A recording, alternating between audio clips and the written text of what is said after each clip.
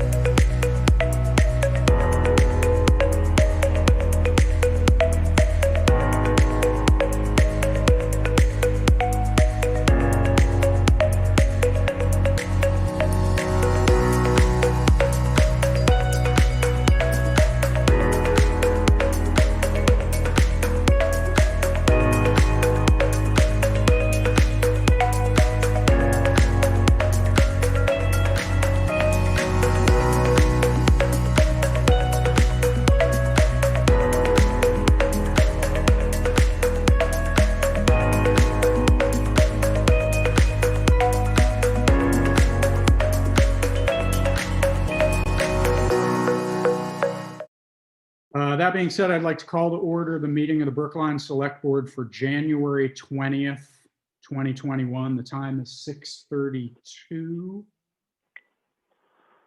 6:32. First up is review changes to the agenda, if any. I don't think I have any changes to make to the agenda. Gwen, do you have any changes to make to the agenda? No. Bruce, do you have any changes? No, I don't. Okay. Then we're good with that. There are no scheduled members of the public. There are also currently no unscheduled members of the public, either online or physically here. I guess I should say I am physically at the town office. Bruce Mello, Gwen Tanza, Guy Tanza, Peter Barris, and the folks from Fact TV are all in the online meeting. We do not yet have Joseph or Shelby. Hopefully they will be coming soon. First up is approving the minutes, and the first one is the minutes from the January 6th regular meeting. I will say, Peter, I literally only saw one thing, which was on page 1 under the members of the public. David Parker was not actually at the meeting. Yeah, right. I saw that. So if you remove David Parker as a member of the public, I didn't have anything else that I saw that I thought needed to be changed. Gwen, Dave, I have something to change.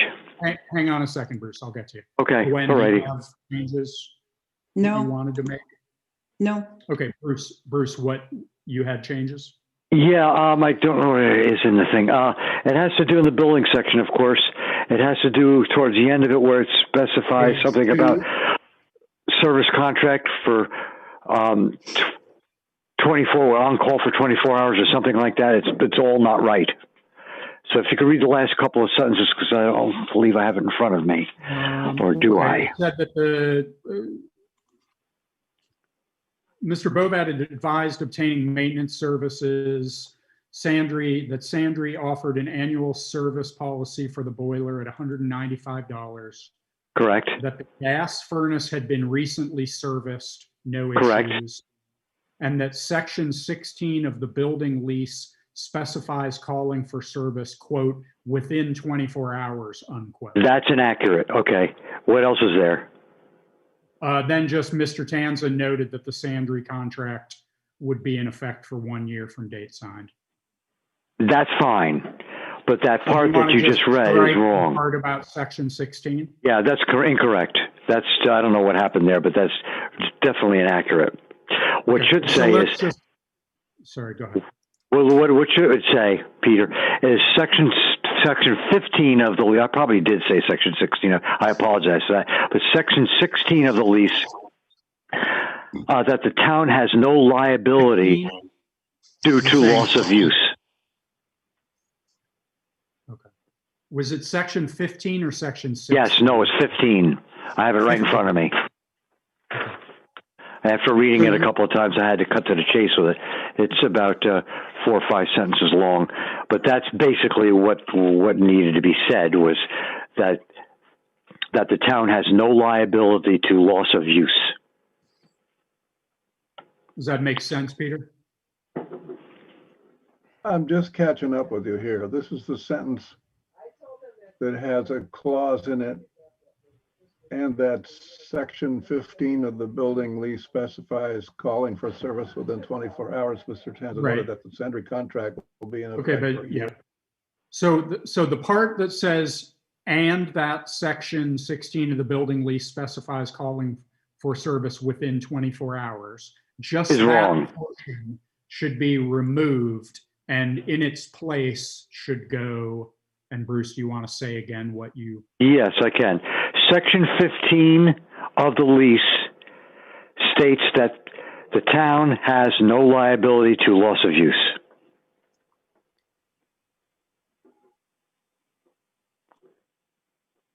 And everything else in there is okay, Peter.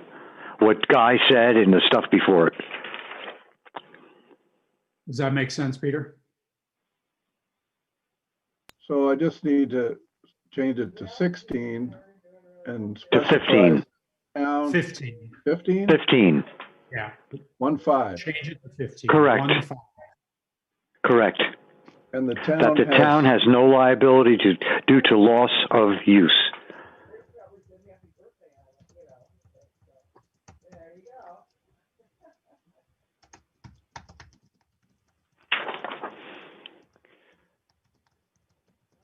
Okay. Okay. Um, Anything you- else, Bruce? No, what I'll do is very quickly run through it when we go into the building part of of my building thing, so that we all need to understand this because it has a lot to do with the maintenance and what we're responsible for and stuff. And I think it should be reviewed. It will only take me like 30 seconds to read it to everybody. Okay, well, and we'll get to that later then. Okay. Yep, exactly. So no other changes to the minutes, though? Not for me. Okay, then I'd like to make a motion that we approve the minutes from the January 6th regular meeting as amended. Is there a second to that motion? I'll second. Second, I guess. Seconded by Gwen. Okay, sounds good to me. It's okay. Any further discussion? Hearing none, all those in favor of approving the minutes from the January 6th regular meeting as amended signify by saying aye. Aye. Aye. Any opposed? Any abstentions?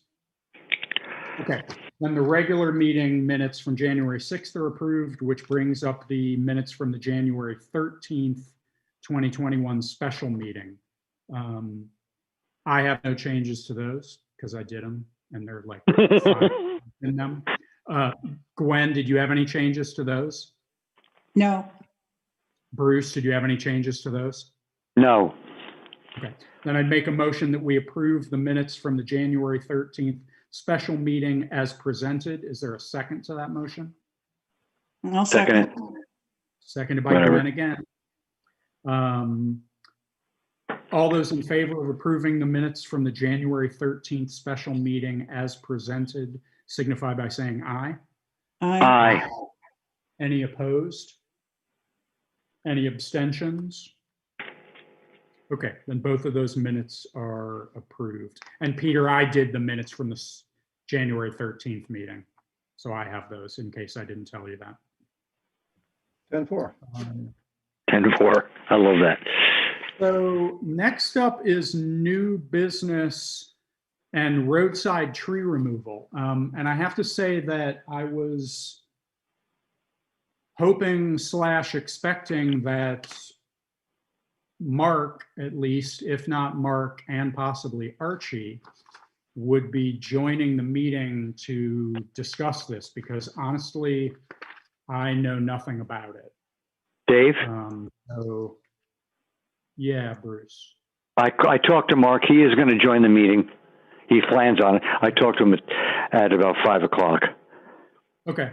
So I guess what I'd suggest is Put that in with, for the moment, let's table Put in with this root for the supervisor. moment, and we'll get back into discussing it when Mark joins us. I mean, I'll say I don't have a problem with the quote, or I guess I just like to hear a little bit more about what the plan is all personally, but we'll wait until Mark shows up to discuss it in more detail.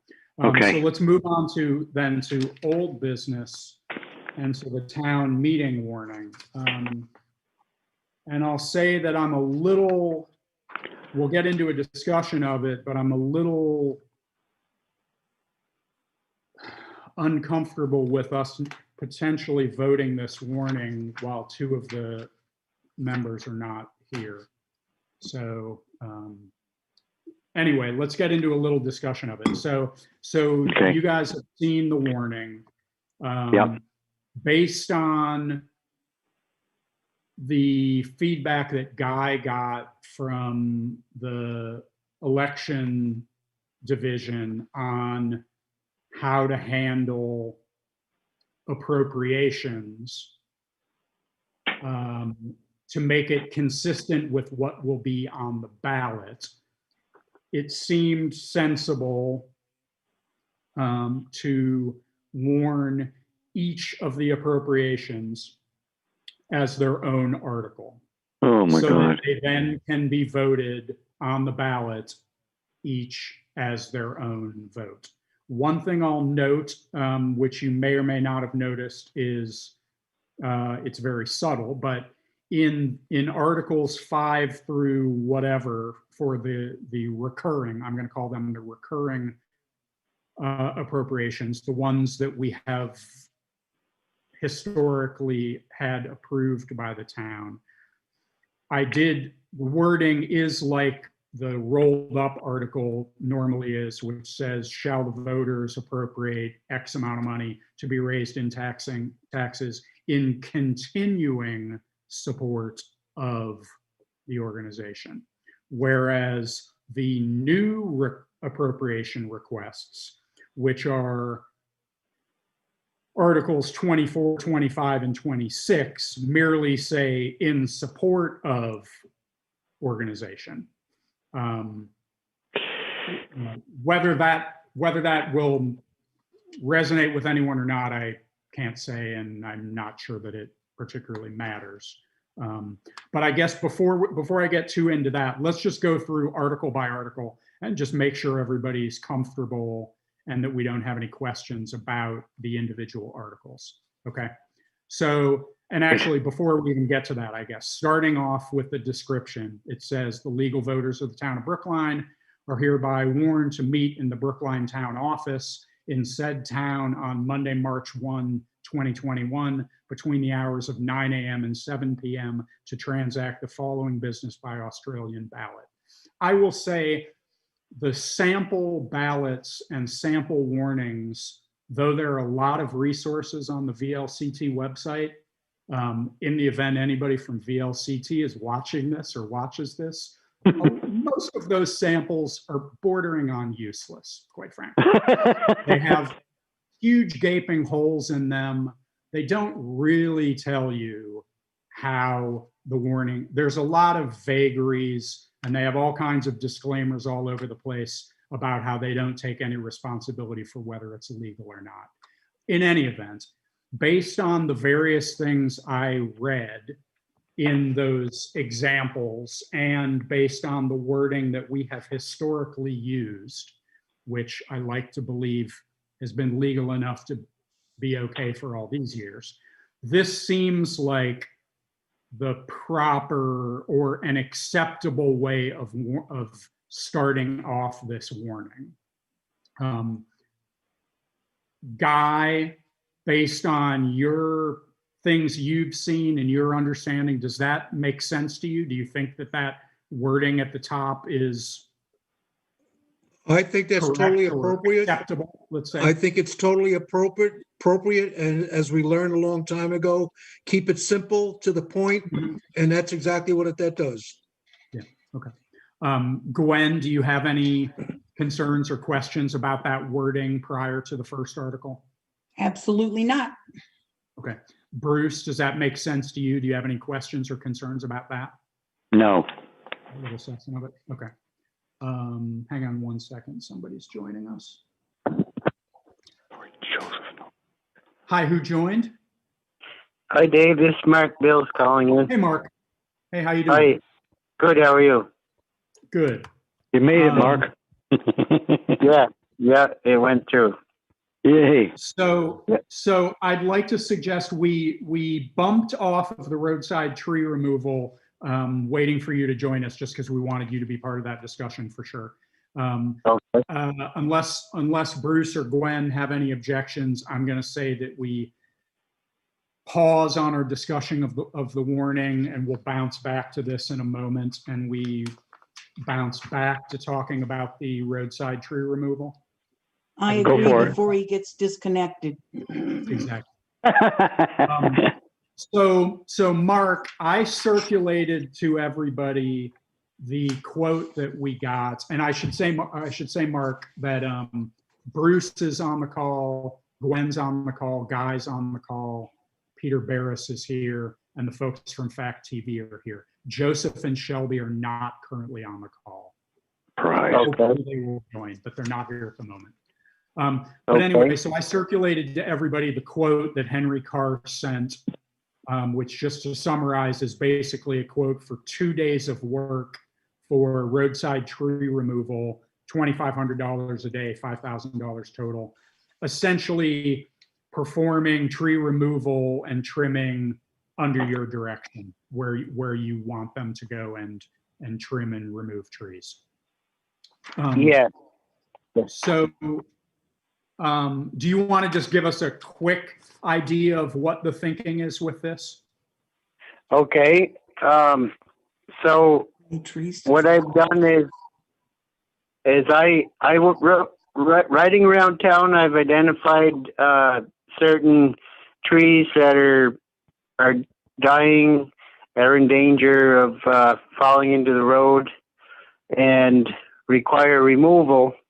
And as I've spoke one other time about, there's certain trees that I can get under without being too technical, and then there's trees that are near power lines, which I leave to the power company with their own crews, and then there's stuff that we're responsible for that is between the two, which involves a qualified tree person.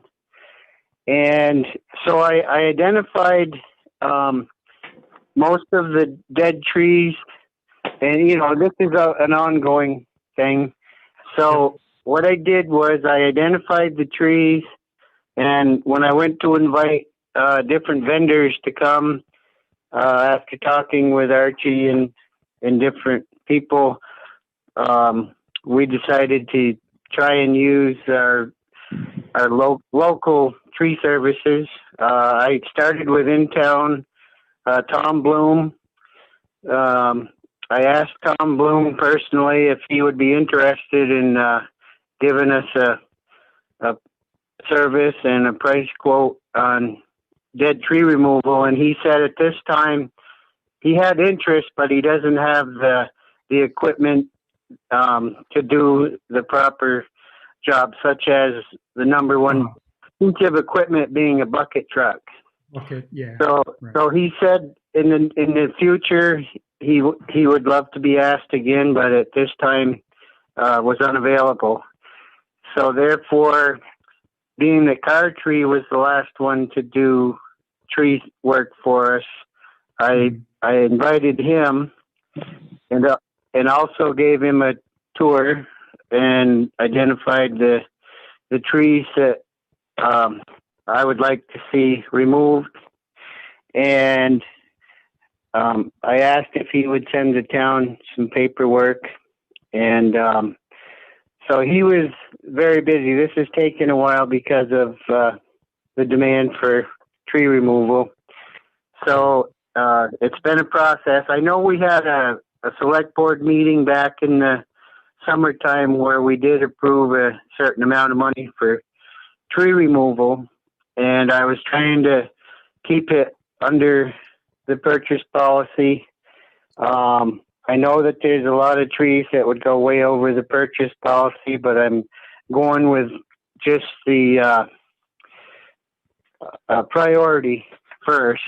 Now, after talking with Mr. Carr, he informed me that his crew, as his letter stated, they get $2,500 a day for all their equipment and all their crew, and that's chipper and cleanup.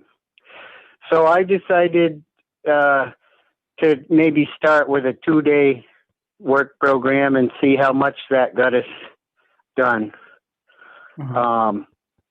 So this is going to include dead trees all over town, and also the trees on Hill Road, which they're not dead trees, but they're the trees that need to get removed so that we can create a better corner and ditch. Right, to do that where the ledge is and stuff. Right. Get just north of the power line. So that'll help create a better drainage ditch around the corner. So So it'll be the dead trees and that section. There's like 24 hemlock trees of anywhere from 6 inches to 20 inches that he said he can remove. The landowner has given us permission for that. So that was basically sums up what I Okay. And it put together. Archie, have you've spoken with Archie about this, and is Archie? Yes, Archie was right. Yeah, Archie was very good with the whole what I just offered you guys. Yeah. Yes. David, can he I said ask a it- question? Yeah, Gwen, go ahead. Because this is all around, is that determined in the price? Are you going in certain areas so that we're not being charged for time for them to move one section to another section? Yeah, we're starting out on Harris Hill Road. There's a very tall dead elm tree that's hovering over a residence. So we're going to start with that one, and we're working our way back around Hill Road.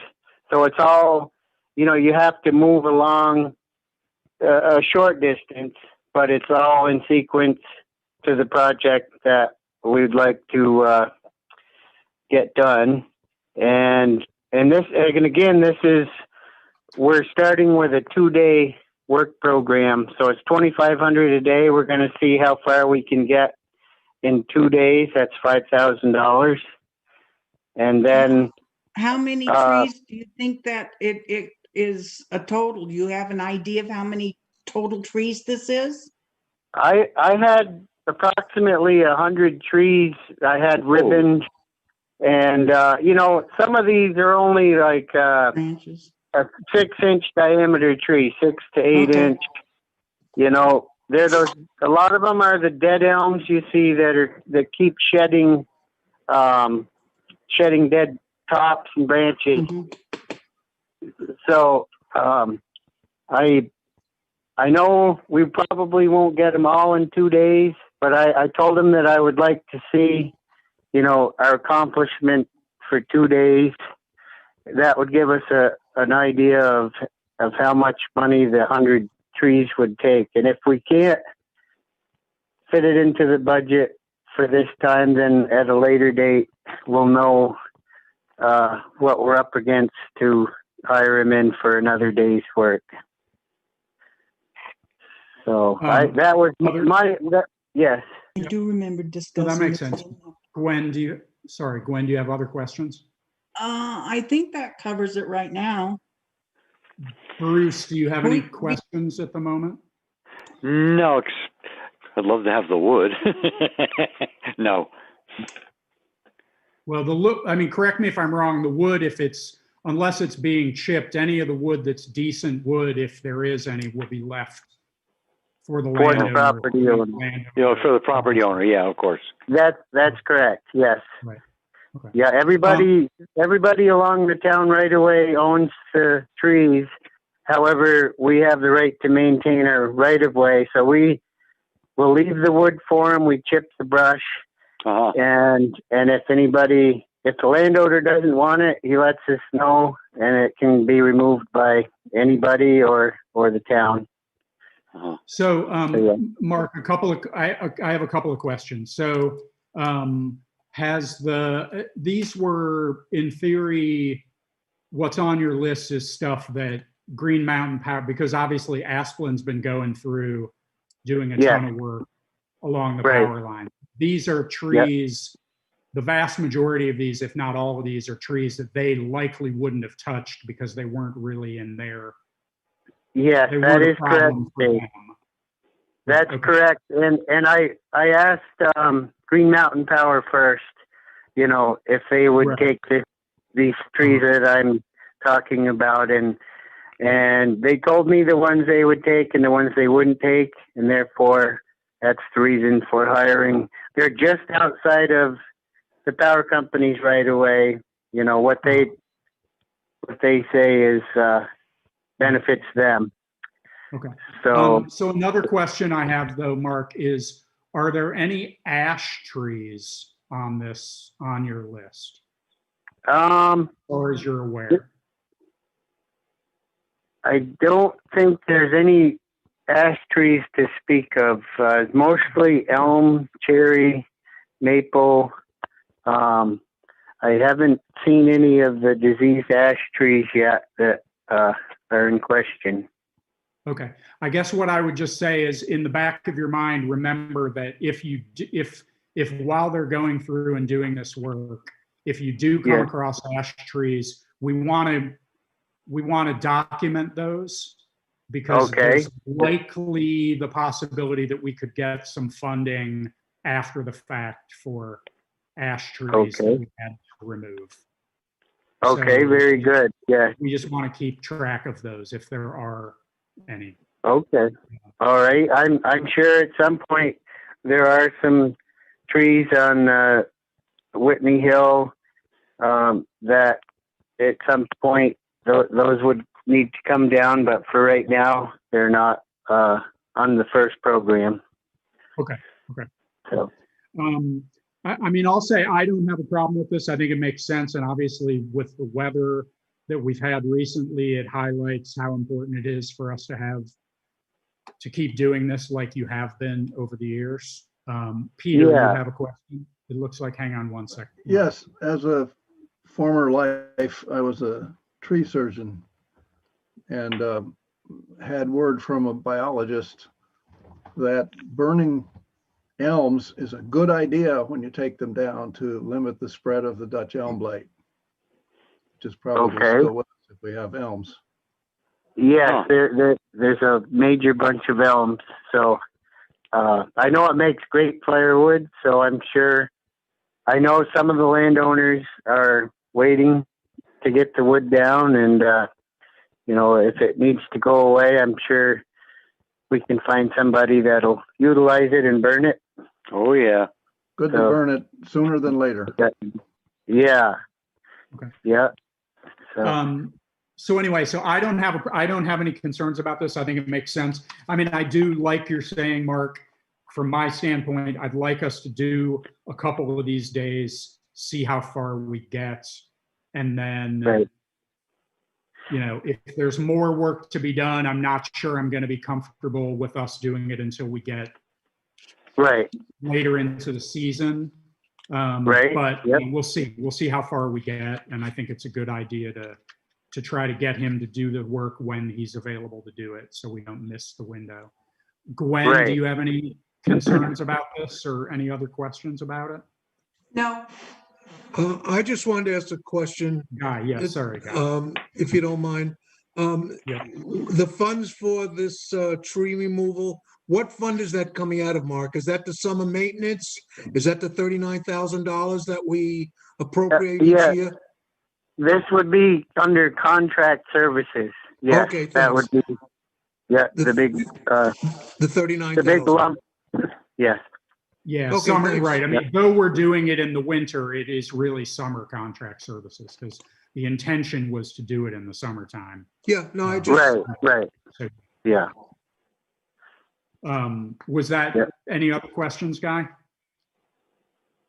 no, I think that's a good idea as long as, the guys can get working and do what they have to do with the weather. I think it's a great idea.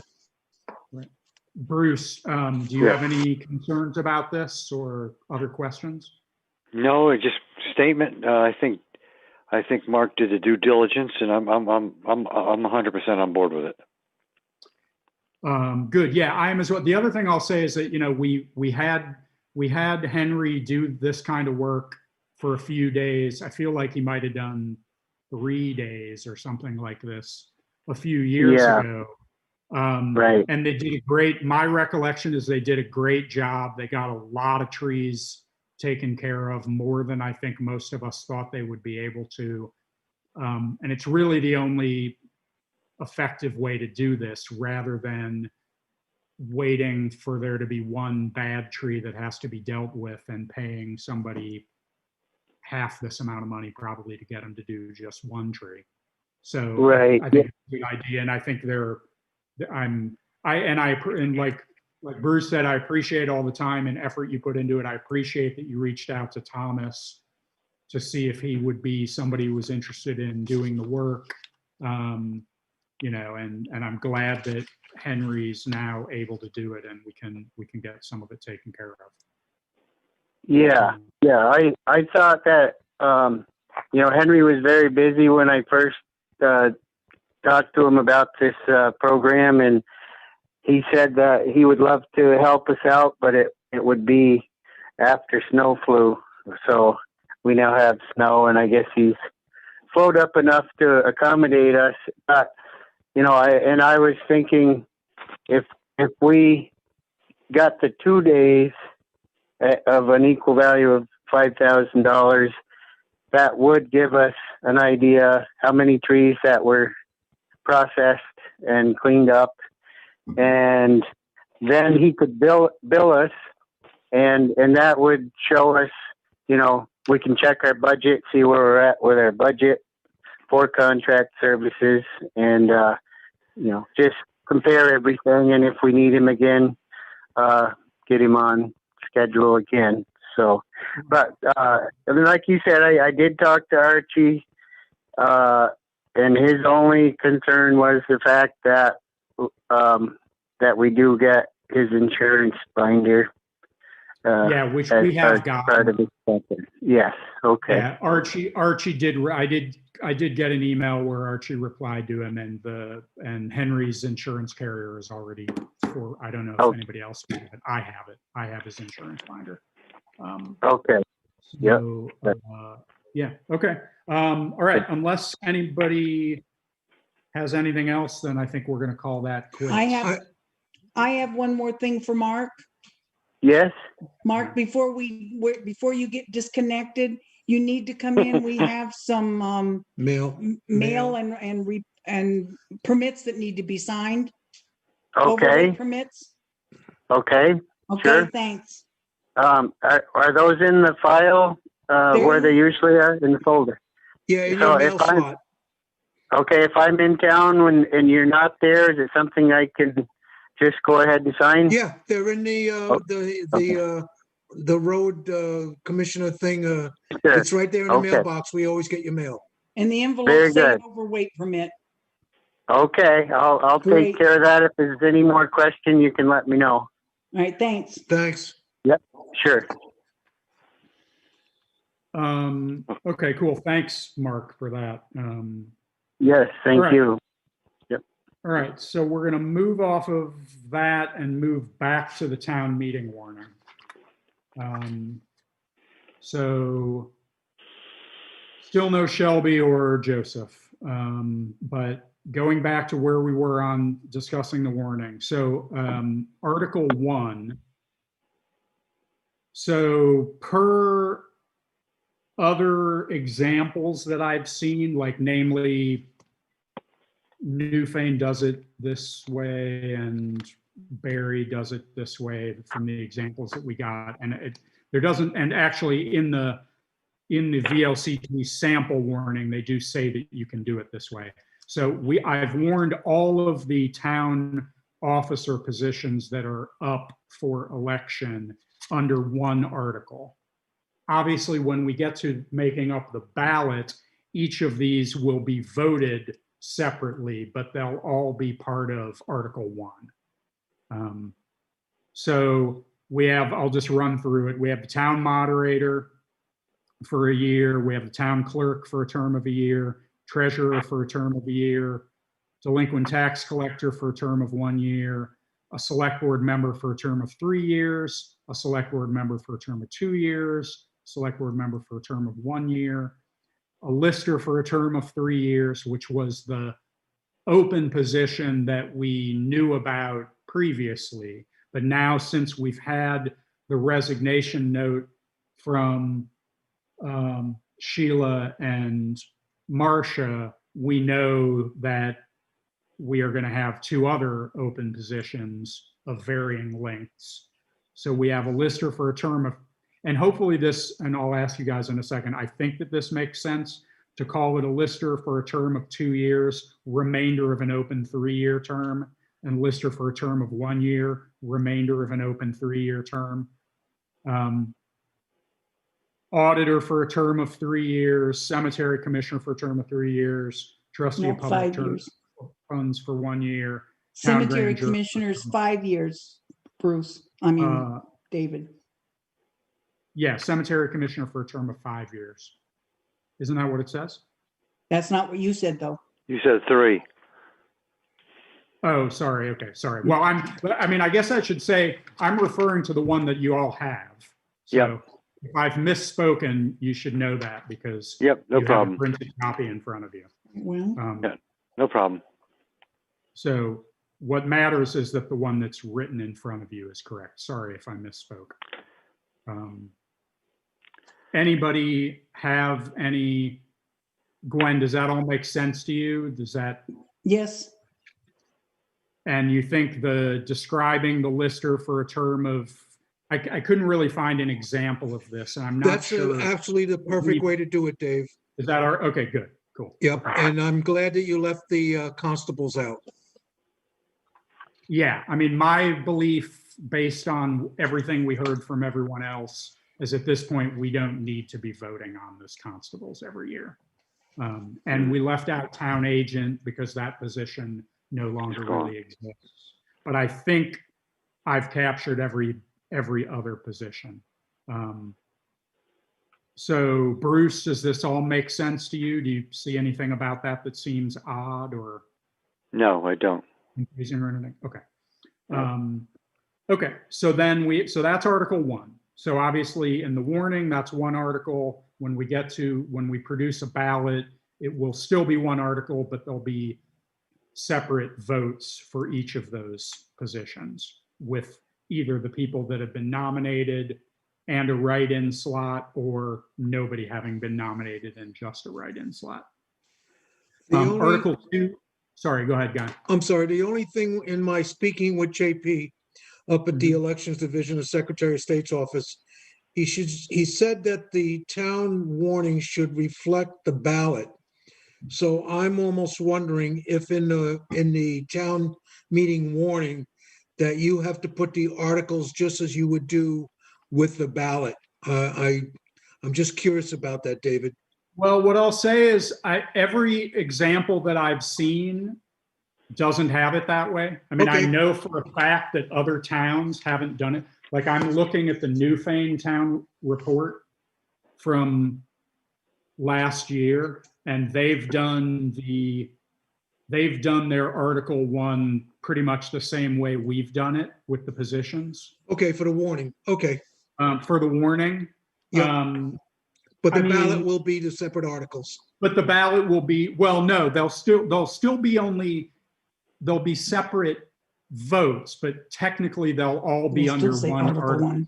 Like if you look, I don't know if you've seen any of the examples, but like if you look at the example from the town of Barry, they have, for their ballot, they basically have Article 1, which says something to the effect of to elect all town officers required by law. And then below that, they have the first block is the town moderator with the name of the person who has been nominated and a write-in slot. And then Okay. town clerk and the name of the person, blah, blah, blah, blah, blah.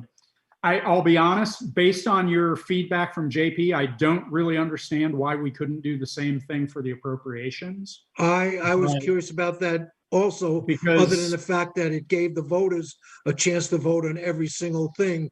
And I'm not so sure about that either.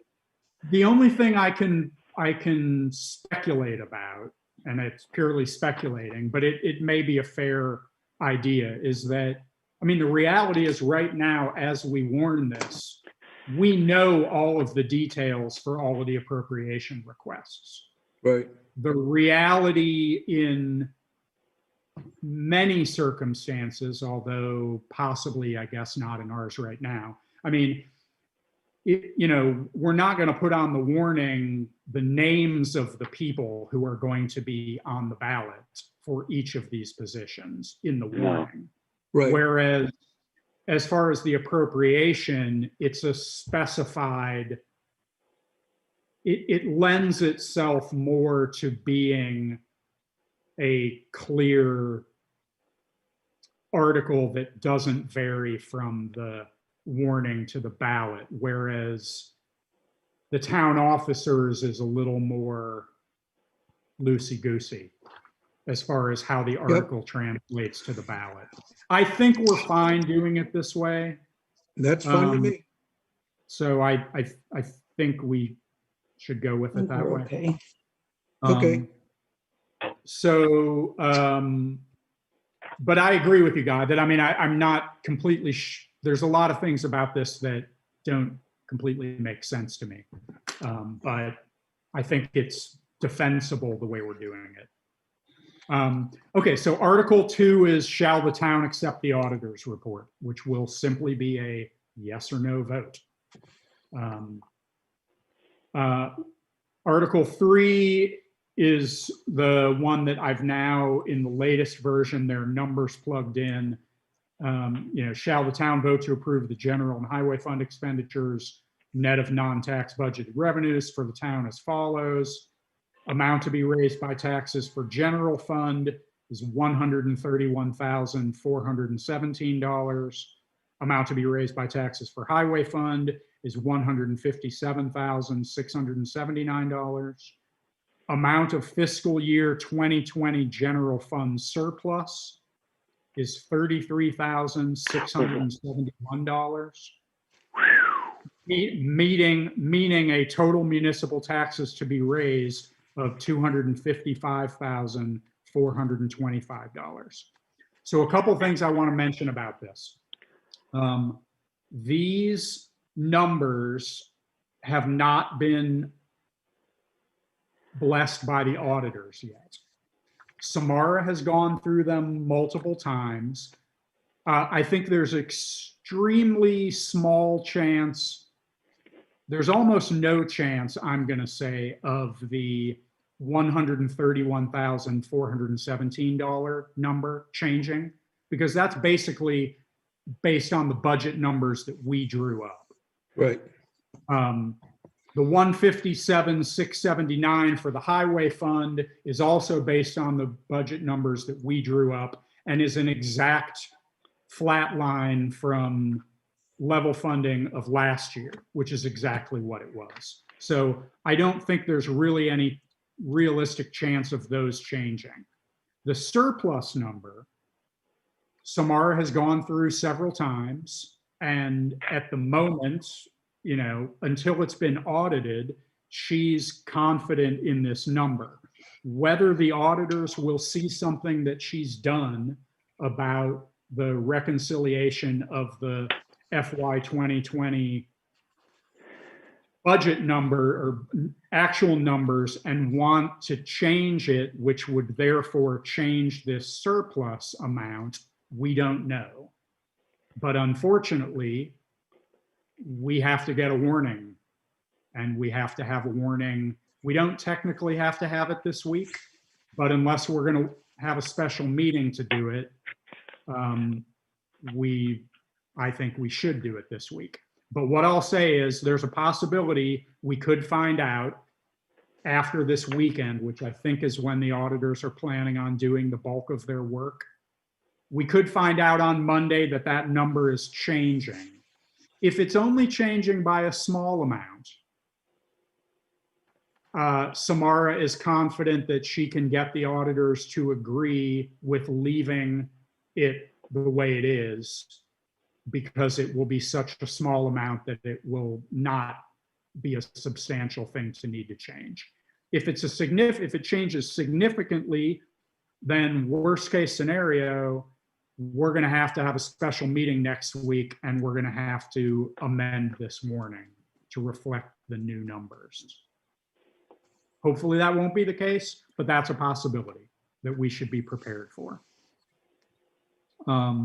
So all of that being said, on that article, Gwen, do you have any questions or concerns? Is there anything about it that you think we should tweak in any way? No, I understand it. It's fine. Okay. Bruce, how about you? Any questions or things that you think should be tweaked about this article?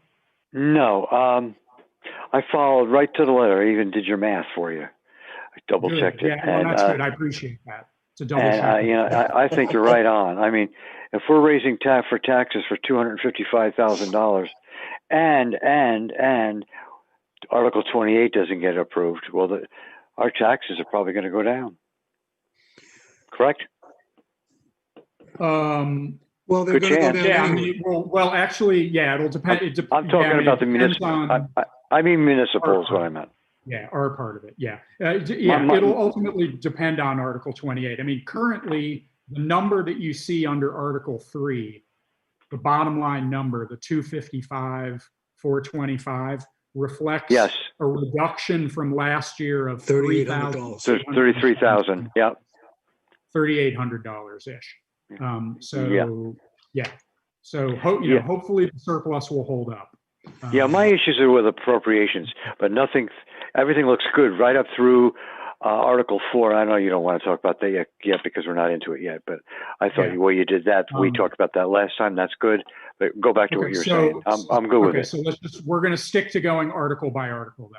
So Article 3, everybody's okay with. Gwen, one other question I had, and not that I want to, I don't really know how to change this, but I do remember, I think last year you had some questions initially on whether people would be confused by just the formatting of it, showing the surplus, and would people grasp that that's being deducted from the sum of the previous two numbers? Well, that's because when I did math or my checkbook or stuff, anything to me in brackets was a minus. So does that mean people are going to think that's a minus? Even though in her chart, she had. Well, it is a minus in this particular case. Well, it is a minus. It is. Okay. Yep. Right. That's why it's in brackets. Yeah. It's taking off the 289. I'll be honest. I looked to try to think if there were other ways. Well, first off, historically, this is how we've always presented it. Yep. Then that's fine. But I did think about whether there were some ways we could present it. I couldn't come up with anything better than this. This is perfect. Hopefully it doesn't confuse people. So yeah. A second grader could do this math. I mean, this is nothing. Yeah, this seriously. Thanks, Bruce. Okay, so we're going to assume that Article 3 is good. No, I mean it to be crappy. Gwen, that was named towards you. I know. I'm just giving you. I'm talking about generally, Gwen, if I can say that. If anybody that's going to read this is going to go right down it. General fund, highway fund, put it together. That's your total. Subtract the 33, and you got 255. I mean, it doesn't take a mental. I understood it. Yeah, I know. I'm just saying when this is presented really well. That's it. I don't have to go long-winded on it. Okay, so moving on to Article 4.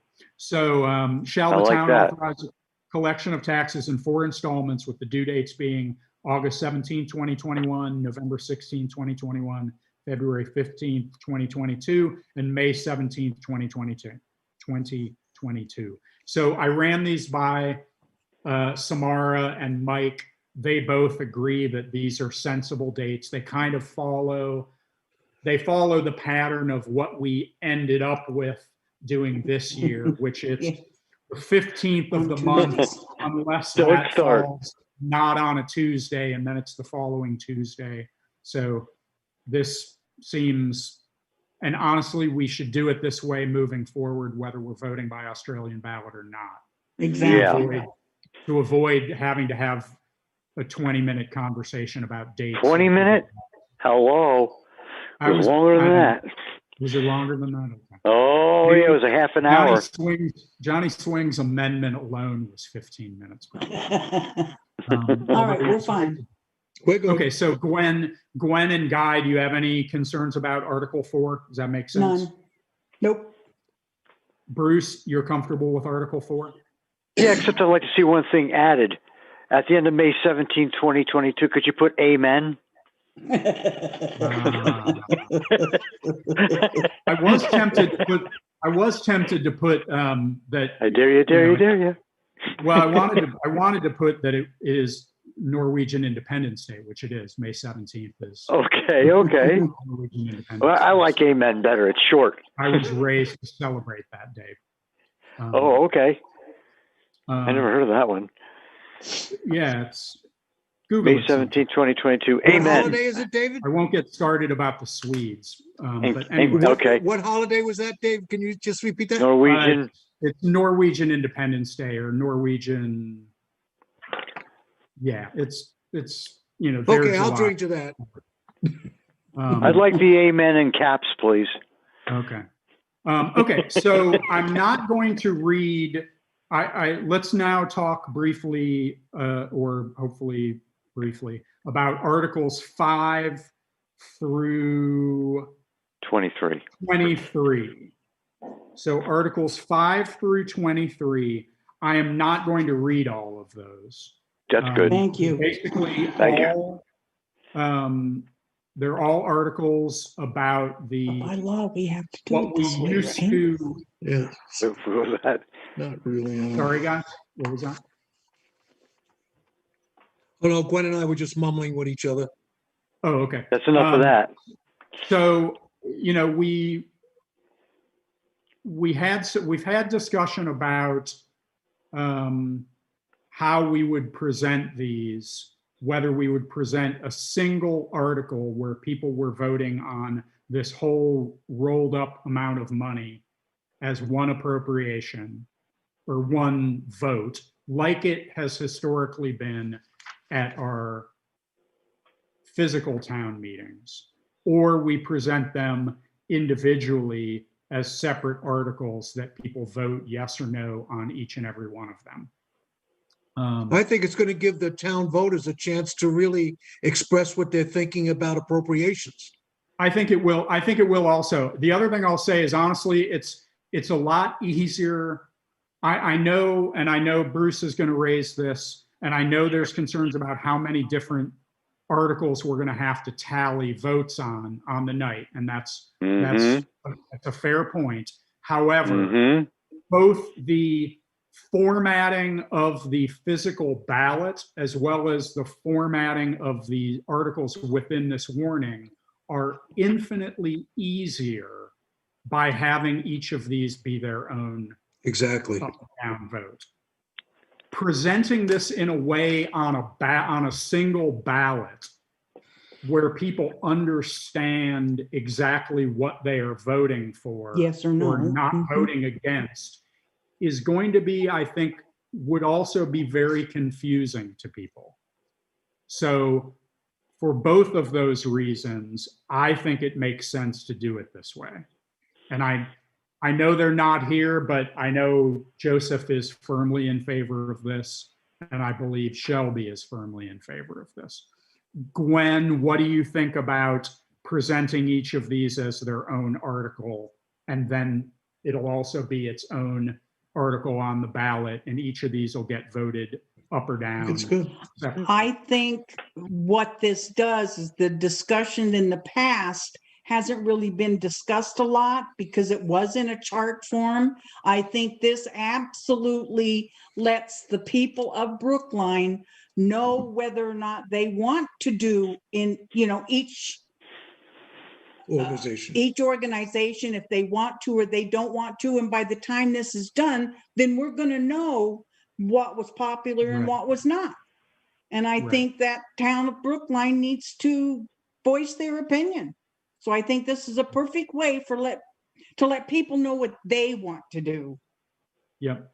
So Mhm. I agree. Yep, and that's a very good point. That's a very good point. Bruce, I know you, at least initially, I think were not in favor of doing it this way. What do you think now after what we've said and seeing it in print? How do you feel? I don't like doing this, but I'm going to make everybody unhappy. And this is what I have to say. I think it's ridiculous. That's my opinion. I've been going to town meetings. I've been going to town meetings for 40 years on and off, and we've never done anything like this. And Right, every time we do you understand, Bruce? Sorry, I'm gonna interrupt you because it's important to clarify some things. Okay, go ahead. At town By law, meeting, we have people to do can make this. amendments.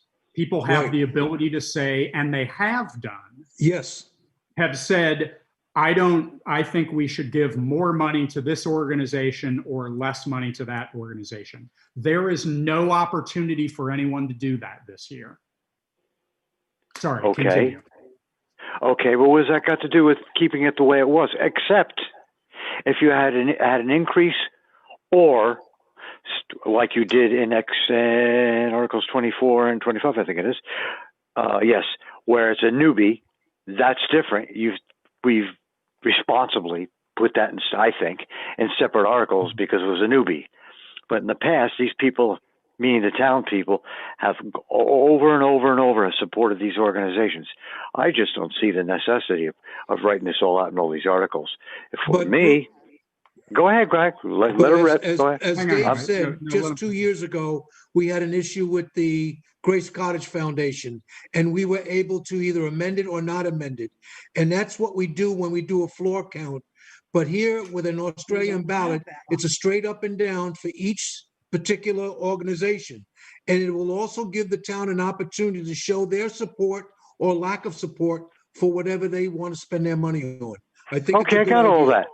All right, that's got all that. Now, how are we going to count this? We're looking at One at a 1,300. time. Yeah, 1,320 of them No, based no, on no. 60. No, wait, let me finish. Okay. Based Okay, go on ahead. 60 votes, it's based on 60 people. There's 22 articles here, not the ones that are newbies. Coming up with 1,320. 1, 2, 3, 1,320. 1,320 what are you talking about? Well, you got 23 articles. If you have 60 people, that's 1,320 ballots. No. Each On the individual. summary, when you count ballots, you will have a summary sheet in front of you. And then you will count and do a hash mark for each one.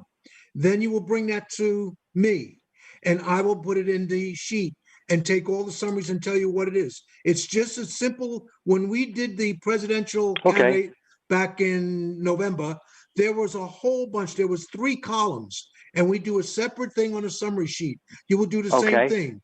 On Article 5, you'll say yes or no. Article 6, yes or no, and so on and so forth down the road. So it's relatively a very simple thing to do. Okay. It's all Okay. how we construct a summary sheet, which I'm working on right now. Okay. So, All right. Bruce, hang on. I'll go with it.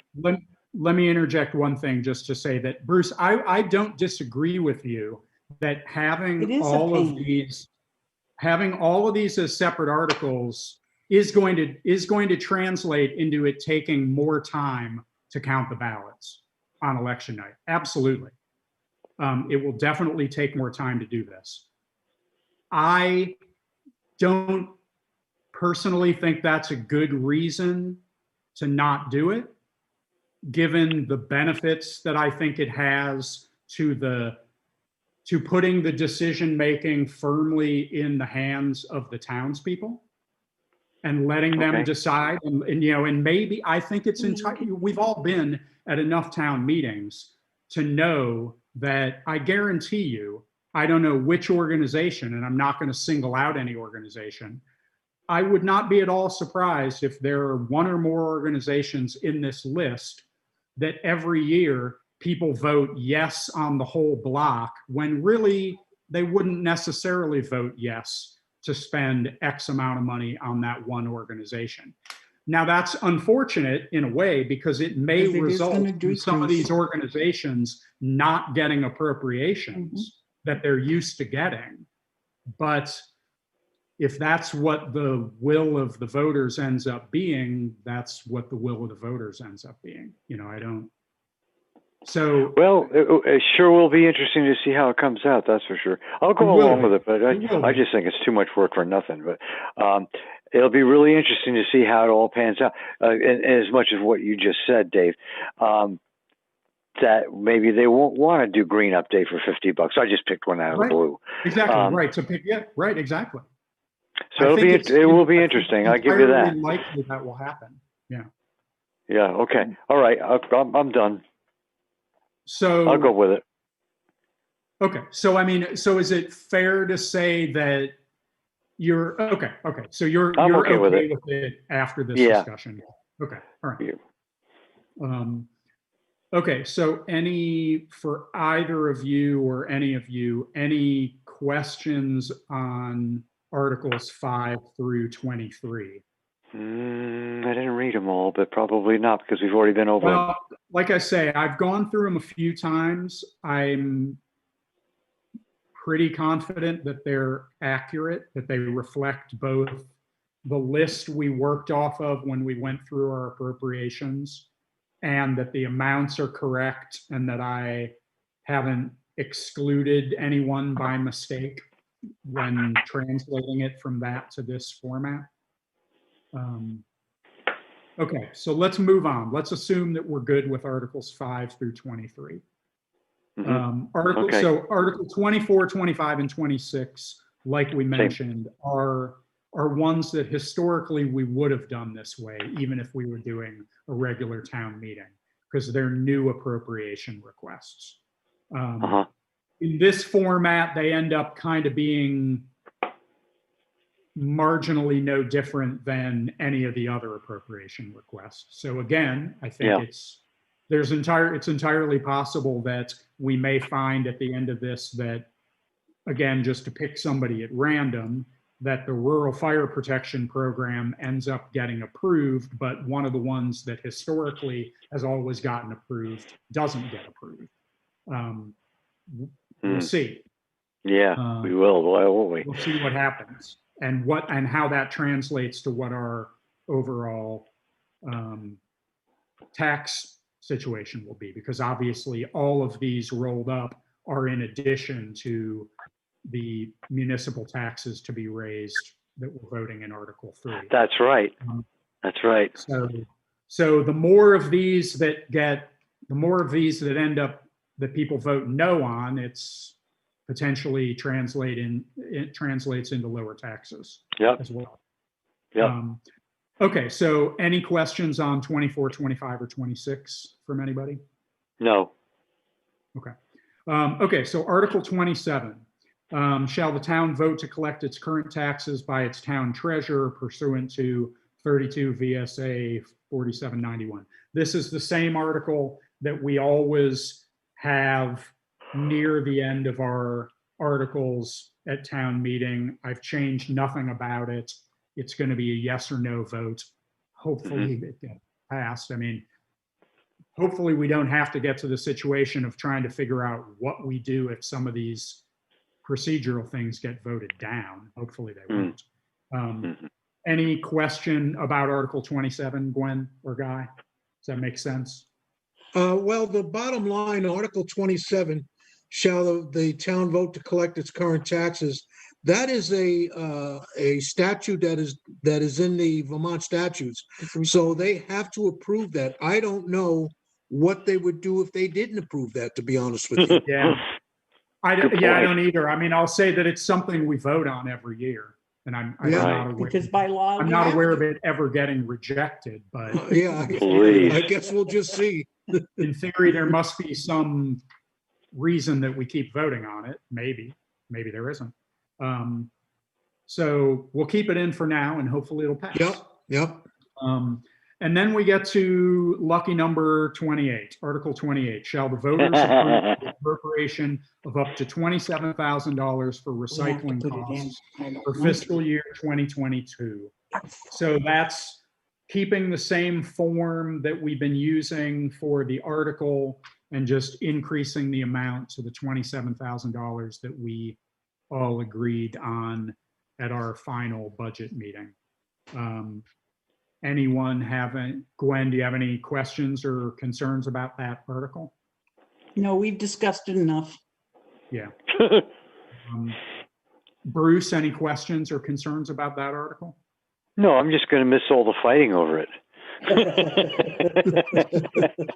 Well, then I guess you Sorry should about the vote smart ass comments, but I just got finished doing fireworks with Dot and Patty before all this. I'm in a weird mood. Anyway, I'll shut up now.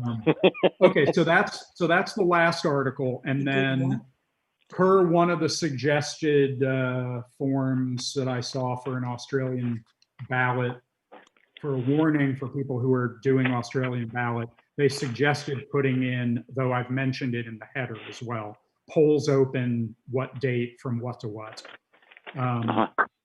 Dated this 20th day of January 2021, and then all of our names. One thing to note, I briefly contemplated whether we should put something about the informational hearing in the warning. However, after researching it, there's a specific warning that we have to do for the informational hearing. So just a reminder, you know, our Australian ballot voting will be on March 1st. We have to, which we'll talk about in a little bit, we have to have an informational hearing no more than 10 days prior to that. We have to warn that informational hearing in a very specific way. I don't think it's realistic to try to incorporate that into this town meeting warning.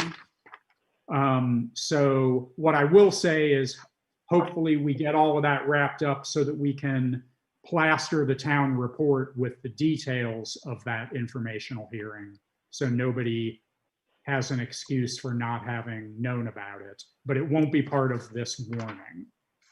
Dave, just one quick thought. Yes. Maybe where you have the polls are open, you could put the polling location, which is the town office. Even though you, in the top of your letter, it says at the town office, but maybe just as a reminder, when they go down to the bottom of it, polls open and at the town office. Okay, so I'm gonna amend that to say polls open at Brookline Town Office, March 1, 2021 from 9 to 7. Yep. Yeah. Okay. Okay, anything else about that little footer information? Gwen, does that all make sense to you? They have no excuse. It was right on the warning Yep. where they vote. Bruce, anything about that bottom information that doesn't make sense or that you think we should? You're talking about the recycle? No, after that, where it says polls open March 1st, we're gonna now have that say polls open at Brookline Town Office, March 1, 2021 from 9 a.m. to 7 p.m. Then it That's fine. say dated this 20th day of January 2021 and have all of our names. Okay, that's fine, but I just wanted to ask something. Did you all see the information that came through from the Secretary of State about the legislature? Yes. No. I did. I sent them around. Which we could. I'm not trying to put a fireworks underneath our work here, but everything's changed. You know that, right? Not really. Change. Well, you can. We can do whatever we want. That's what they did say that. But I'm just saying that we had the option any time in 2021 to have a town meeting, and they've given them. I don't know if you read. I don't want to repeat everything if everybody's read it, but that just came out this afternoon. And there's money appropriated, and on and on and on. Yeah, and there's things about that we can discuss when we get to the next agenda item about the app. But I guess before we do that, though, do either of you think we should change the date of town meeting? Absolutely not. Gwen? No. Bruce, do you think we should change the date of town not meeting? If my only issue, I'm agreeing with Gwen, basically. My only issue is we're only having an information meeting like the school board where they have no choice. We've done the best we could with the time limitations we had. If we were to change it a week or two, we could have it open an information meeting where people show their dissent and change the warning accordingly. I'm not saying we do that. I'm not saying we do that, Dave. Right. I'm not saying we do that. Right. I'm much more of in terms of the expedience, what you all are thinking. I'm just telling you what I'm thinking of how it's going to be perceived in the community. Here's- You know, here right. it is. We got to vote on it. Yeah. It's just a little Let me different. just clarify something, Bruce. I don't think that's Oh, but true. still, I don't think What- anything that has been voted or that the Secretary of State has done changes the fact that we have the ability right now, if we wanted to, we could change town meeting, the date of town meeting. But that doesn't mean we can change the requirements around, well, if we want to have, we've already voted to have an Australian ballot. So unless we were going to change that decision, we still have to have an informational hearing prior to the Australian ballot vote. And that informational hearing has to be within 10 days of the vote. Right. I don't think anything has changed that timing. So No, but it would if the town meeting was later. That would definitely do that. But you get where I was going with it, right? That what I'm talking about just the contentiousness of the fact that these people really don't have a choice to discuss it, and by changing the town meeting would do that. But I'm No, not it saying we won't. should. I disagree. I mean, the reality is we've had however many meetings where we've clearly warned that we were going to be discussing budget and various things. We sent Like out a a communication. Yeah, like the school board. Yeah. Communication about the fact that we were going to have an Australian ballot. We've done all that. I mean, there's Yeah. still, I agree. I agree. I don't know Dave? that we're going to have substantially that anyone, the reality is, unless we're going to change, which I don't think we're going to do, the mechanism for the town meeting being conducted, we're not really, people aren't going to be able to get up and amend things. There's just no provision for that. And there No won't matter- be, even if we there's change the date of the meeting. I really there's started a fight here. restrictions on COVID on how many people can meet, so we can't have a meeting. Yeah, you'd have to do it virtually. You're right, Gwen. You're right, Gwen. You Well, have no, to do it there's no virtually, and it'll provision be to do that, by the way. it So will be a just- scene. Right, just to We've just- clarify, another thing is that the state, the legislation that was passed allowed Brattleboro to I saw that. basically, apparently the thing that was not legal for them to do last year is now legal for them to do this year. But there was no provision made for any other town to have a virtual town meeting. We still can't do that. The more I'm thinking about it, Really I think we should doesn't just. change anything, even if Dave? we moved it. Yes. I think we should just move ahead. The more I'm thinking about it, let's just move ahead. And like you said, people have had the opportunity to read our minutes. Everything's been exposed. So if anybody had a real concern or a bitch, they had every opportunity to bring it to a select board meeting virtually. Oh, and we can talk in the next discussion after this. We can talk about the informational meeting and how we get word out and stuff like that. But what I guess the main thing I want to say to wrap it up is, unless there's a real interest in changing the date of town meeting, there's no reason that we shouldn't vote to approve this warning. The particulars of how we get the word out to people about how this whole election is going to be conducted is a separate discussion. But Okay. I'm okay. if we're gonna stick with March 1st, we should vote on this thing and approve it, because we have to have it posted in 7 days. Yeah. Go I'm good with forward. it, Guy. I'm with Gwen. I make a motion that we approve the warning as read and discussed. You've been around too long, Gwen. I will second that. Although I'll ask you to tweak it slightly to say with the small edit about the polling location. Okay. I make a motion that we accept the warning as discussed with the minor change of polls open at the town office March 1st, 2021 from 9 a.m. to 7 p.m. I'm good with it. I'll second it. I will second that. Yep. I'm all set. Okay, so we're all, Gwen, you're comfortable with this? Obviously, Yes. Bruce, you're comfortable with it? Yep. Yeah, I'm okay. Okay, all right. Hearing no more discussion, then all those in favor of approving the warning for the 2021 Brookline Town Meeting as presented with a small edit about the polling location, signify by saying aye. Aye. Aye. Any opposed? Any abstentions? All right, so that has been approved. Guy, would you want to do me a favor Sure. and reach out to, well, actually, no, I think we could probably do it. What I'm now realizing is I'm not sure everybody's name should in fact be on the bottom of this. Since Oh, because they didn't since vote on it? two of them Oh, were not yeah. here to actually vote on it. Good point. Let's look into that. We'll look into that.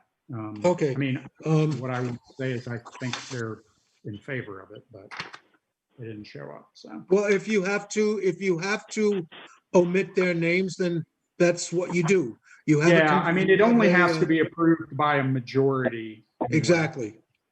I just admit them, they're not here. Yeah. Okay. All right. Thank you all for that, Thank you. for getting that out of the way. Okay, moving on to 7B, the Australian ballot / informational hearing details. So I guess to pick up where we sort of started discussing with Bruce's points. So there are some things, I mean, unless Guy, you disagree with me, what the legislation that was actually passed didn't really do anything to help us other than give the Secretary of State's office the ability to issue some changes in process. And some of those will be helpful, I suppose, in the course of counting perhaps. But the one thing that I did notice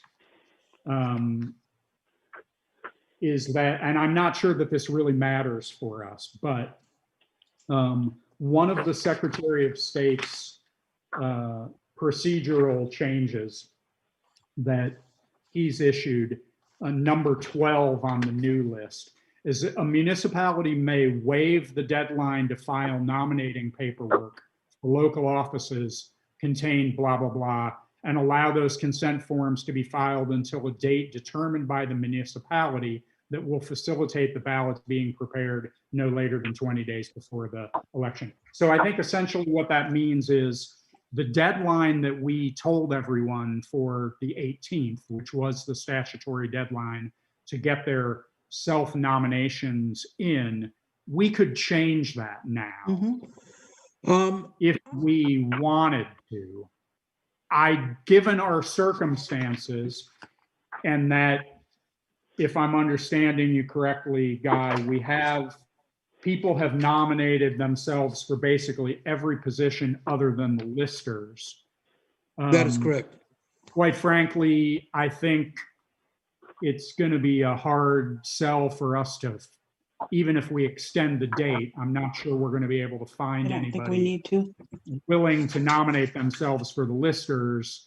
And I think we're already prepared for the possibility that we're going to have to try to find people to appoint or seek other assistance. I don't think it necessarily does us any good to change that date. I don't believe so either. You agree? I think Yeah. we've sent the message I- out. Everybody Yeah. knows it. It's on the website. It's on the Correct. calendar. I think if we haven't had a reply by now, I don't think we will get a new reply. Right. You're talking about And we the don't- information. You're talking about the Do you- informational. No, No, Bruce? about the consent form. About the consent form. So this Oh, basically just okay. means that I lost you. Okay. the consent forms were due 2 days ago. Right. We could change that date if it benefited us in some way, but it doesn't really seem like it's going to benefit us to do We that. can just appoint the people. You're right. So other than Fine, but that, they still don't quite have to do it. frankly, looking through the Secretary of State stuff, I didn't really see anything that particularly changes the way we approach most of this. But Guy, what's your feeling? I mean, were there I've things? read that, I read those thought directives thoroughly, difference? all the way through. And it gives the select board, a lot of fluidity and so forth. But the bottom line, as you said, we, as the legislative body for the town of Brookline, have made your decisions and you're within the realms of the law. And I think to start, changing things at this point, it serves no purpose. Yeah. I think we're on the right direction. This is hopefully a one-time affair, and we're doing the Yeah. best we can. There may be some errors, some mistakes, but I think for the most part, I think you've nailed it down pretty well. Yeah. Okay. So one thing I wanted to talk about specifically on the informational hearing is we talked a bit last time about the idea of February 24th, which is a Wednesday, not a Wednesday that we would normally have a select board meeting. It's the in-between Wednesday. The last Wednesday of the month.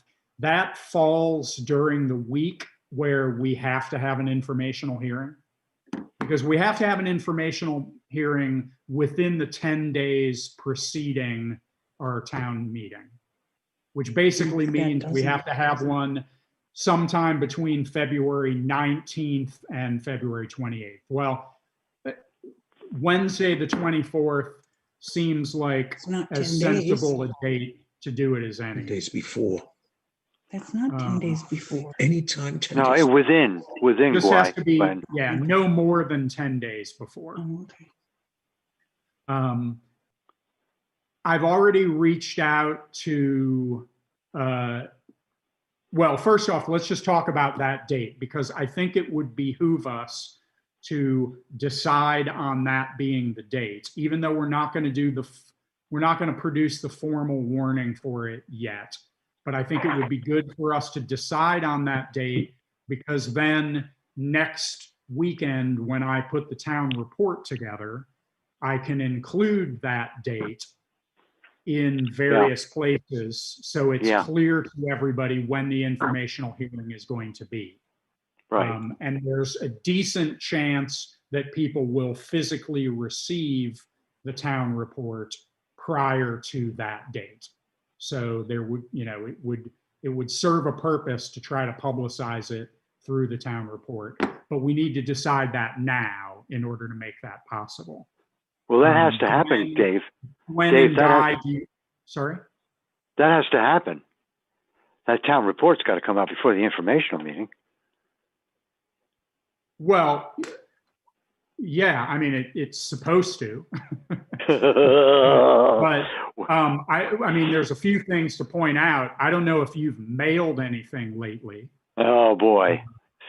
but, quite frankly, all bets are off on that part of the process. And until I've been given the auditor's report and the final reports, which the auditors have not yet looked at, I can't produce anything. So whether we'll meet these deadlines is an unknown question at the point. But we're doing the best we can. Assuming that we will, it makes sense to put that informational date into it. So Gwen, do you have a problem? Does February 24th work for you and make sense for that informational? Yes. Guy, Yes. does that work for you? Does that make sense? Yeah, that, you've got all my reports, everything's good. I think, they'll have the town meeting report in the hands of everybody. They'll have a chance to take a look at it and, hopefully they will be able to ask the questions and join the meeting. Right. So Bruce, is February 24th. We would do it the same as a select board meeting, and that because it would actually be a select board meeting. Yeah. We would do it at 6:30 p.m. Yeah. The only thing is if that booklet doesn't come out, we got a problem. Well, and then we'd have to change it. Then we'd have to change the date of the town meeting, and that the booklet's already come out. We'd have to put. Well, wait a minute. Wait. Let me finish, please. If the books haven't come out and you have an informational meeting, how does that work? I mean, well, because here's the thing: the informational meeting is on the article. There will be an agenda for that informational meeting. And the agenda will closely resemble the warning for town meeting. Right. So though I agree with you, it would be better and easier if people physically had received a town report. Oh, I that see what you had mean. This warning and the other informational and the other stuff with it, but it is not a requirement, quite frankly, for having that. We're going to have that informational meeting at that point, whether people get their town reports or not. Okay. Hopefully they will. It'll be a better discussion and a more informed discussion if they have gotten them, but it's the two are somewhat separate requirements. Peter, let me ask you this. Are you available February 24th to attend and take minutes for that meeting? It's okay if you're not. We can figure something out. I just wasn't sure whether that was a. It Just appears so I that know. that's an open date, and I could, Okay. yes. All right, well, that would make it even better. So the other thing I'll say is that, and I can't remember whether I floated this date to him or not, but I did have a conversation with David Parker. And I mentioned to him that though this informational meeting will be a select board meeting, and there's not technically, we wouldn't technically need a moderator or anything, I think it would make sense in keeping with our tradition and just in keeping with David's skill set for him to possibly moderate that meeting. And he agrees that that would make sense, and he's totally on board if we want him to do that. So Gwen, do you think it would make sense to have David, basically what the moderator would do, somewhat like our town meetings would be, he'll go through and read the article and then essentially open it up for discussion on each of the articles for people to ask questions. Sounds good. The advantage of having David do that is it will then also presumably give me a little bit more of an ability to administrate the Zoom call, because that's going to be potentially, depending on how many people show up, that's going to be potentially a bit of an organizational struggle. So Bruce, does that make sense to you to have David moderate? Yeah, it really does. And it also gives a little bit of legitimacy to it. It's almost, you can't say mimicking a town meeting, but you'll be doing the Zoom thing, and you have you'll have David running it. I like it. I think it's a good idea. Yeah. Okay. David, would he be there? Would he be at the town office with you so you can coordinate both sides? Or would he be the host? Well, no. I mean, what we'll do for that presumably is we'll. I don't know. We have to figure that all out. Okay. I mean, the Sounds logistics of how we will do it, I'm not completely sure. We'll have to figure that part out. Guy, you now have the town Zoom account is a professional account, right? It is. Okay. Because I think we might, for the purposes of that informational meeting, it might make more sense for us to use the town's account rather than my own. I'll have to review that account, but it's real simple just to move it over to an account that can have. Well, let's talk about it. If it isn't, then we don't necessarily need to do that. I mean, I have a professional account and it's fully functional and everything. I'm just not sure whether there might be I don't know. I'm just not sure whether there might be a reason that it would look better for it to be the town's account rather than my own account. I haven't fully Yeah, and thought that. to be honest with you, I think it should be on the town because anytime you use your equipment, your stuff, it opens up you to be able to be scrutinized. No, Yeah, right. Yeah, maybe. it Right. just makes sense. And I can do that real easy. Okay, so we can talk about, we don't have to figure that out yet, Yep, but we'll talk yep. about that as we get closer to that. What I will say while we're on the topic of the informational meeting is that at our next meeting, February 3rd, we will have to, there's a couple of things that we're going to have to do at the next meeting just because of timing. If we have the well, before I get sidetracked, let's just to firm everything up. I'm going to make a motion that we set the date for our town meeting informational hearing to be February 24th, 2021 at 6:30 p.m. via Zoom. Is there a second to that motion? I'll second it. Whatever. Seconded by Gwen. Okay, does anybody have any questions about that before we vote that? Just so we officially vote that's going to be the case. Gwen, you're No. okay with that, obviously? Yep. Okay, then all those in favor of setting our town meeting informational hearing to be February 24th, 2021, starting at 6:30 p.m. via Zoom, signify by saying aye. Aye. Aye. Any opposed? Any abstentions? Okay, so that's decided. So now what I'll say is because our informational hearing is going to be that day, we have to warn and post the details of that meeting at least 10 days prior to that. That's the 14th. Valentine's Day, my anniversary. That's the I love it. 14th. So here's the thing. So we have to have that posted by the 14th. We don't have a meeting on the 10th. We have a meeting on the 3rd. We also have to have our ballots produced by February 9th.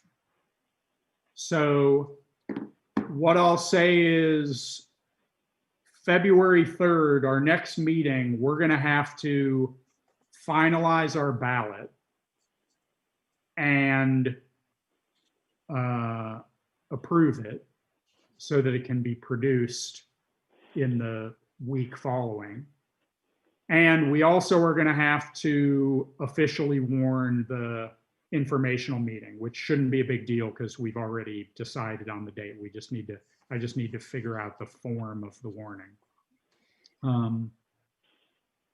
So Guy, you have all of the people who've nominated themselves for Yes, the I do. various positions, right? Yes, I do. Could you type that up into an email Yep, and send it around to all of us when you have a chance? I will. I'll do that tomorrow or, yeah, I can do it tomorrow. I think Gwen and I can do that tomorrow. Well, probably Gwen will do it. Yeah, and then it doesn't have to be tomorrow. I mean, in the next few Deviation days, of responsibility. in the next several days is fine. Because here's what I'm going to suggest about the ballot. So if you can circulate that, we have a sample document for the ballot that we got from JP. I will then go through and create a draft version of the ballot. As a Word document? Circulate it to everybody prior to our next meeting so that we can then make any tweaks to it we need to make and hopefully then vote on it and approve it at the February 3rd meeting. then we'll have a ballot that we can literally make copies of and have ready to go. Now, here's something I'm not sure I totally understand, Guy, about the process. Do we have to, and because you're the one who's going to have to administrate this election, do you have to allow early voting for this? I will allow absentee ballots, and Okay. people will have to request them. I don't want to Okay. do a 445 Yeah. mailing thing. Oh, please. Request And them. we will get that message Yeah, out. I agree. I did already put it on a website that absentee ballots will be allowed, because that's a federal law, that's a law. And so that should be no problem. Once we get the ballot, you craft the ballot, we'll be able to send them out to people who request them. Right. So, and when you get a chance, and you may already know it, but when you get a chance, also, I would appreciate it if you would go through and double check the dates on these things. I'm pretty sure that February 9th is the deadline for us to have ballots. But Okay. I Can you write that appreciate it down? if you could just form your own opinion on the dates to make sure I Names and haven't stuff gotten here. something. Okay, dates for the ballots. I will get all the dates predicated on March 1st as our meeting. Right, exactly. Right. Okay. I mean, So like we I need say, I'm dates for the pretty sure ballot, I'm dates for right the on, special meeting. but Yep. it would be good to double check. And we can firm all that stuff up at the February 3rd meeting. Okay. So that might have been pretty much all I had that I was thinking about as far as the informational hearing and the ballot. Gwen, do you have any other thoughts or questions about either the ballots that we're going to produce or the informational hearing No, at the moment?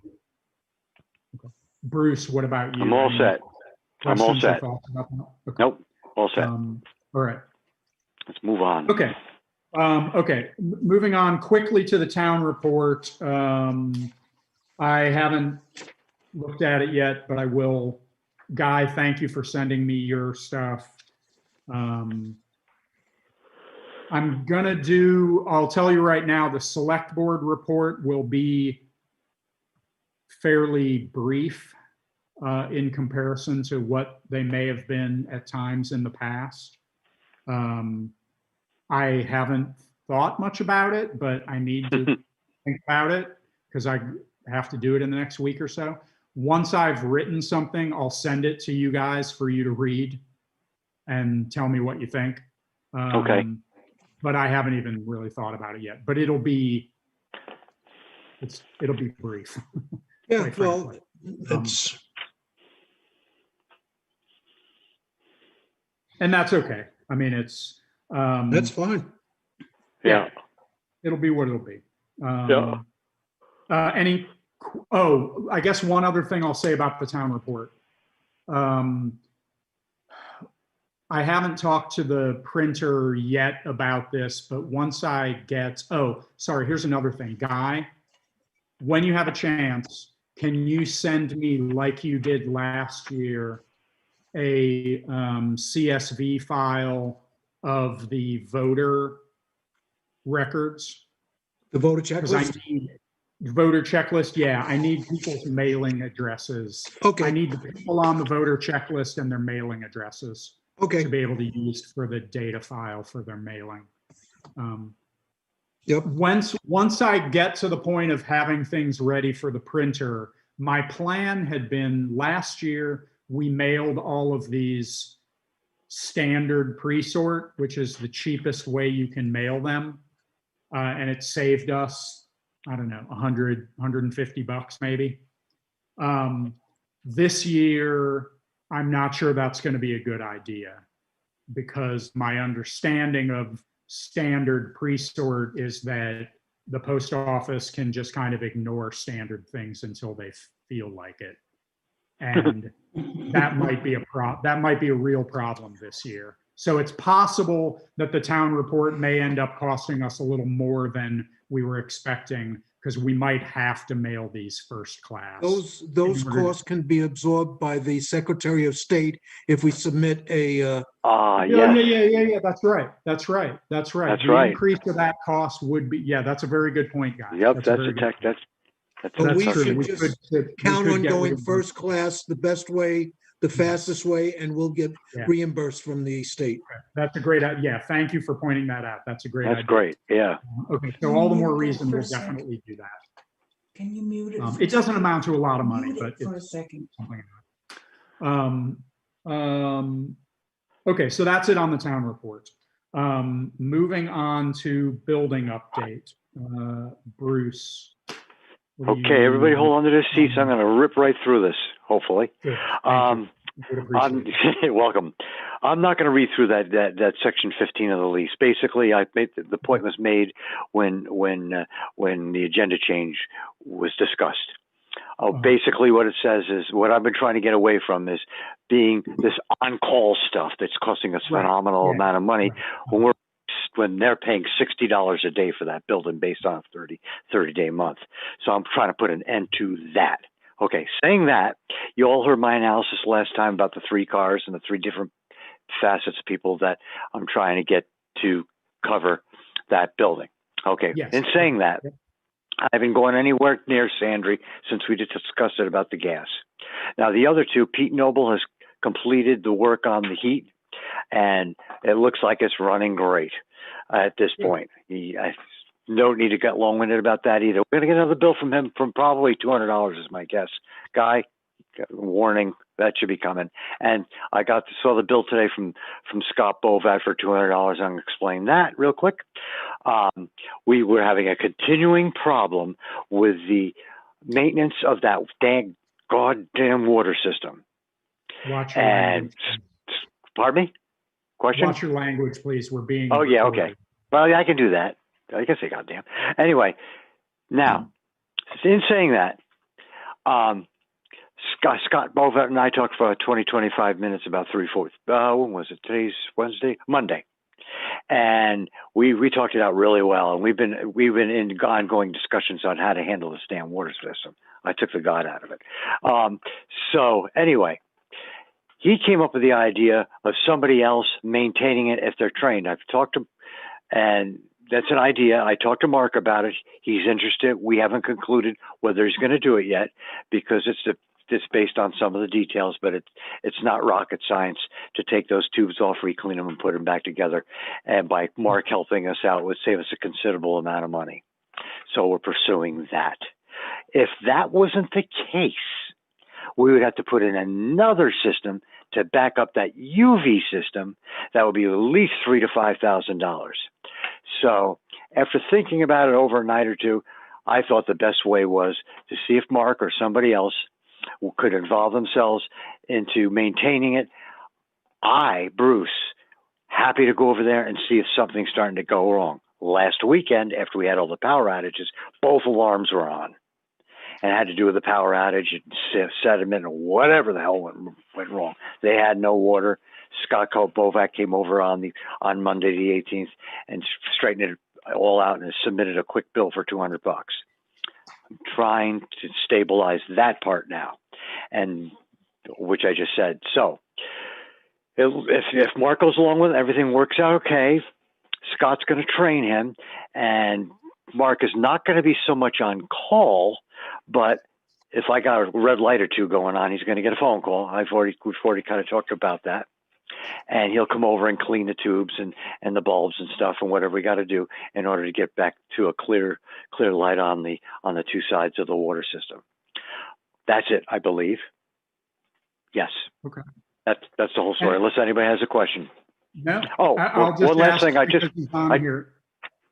want to double reiterate.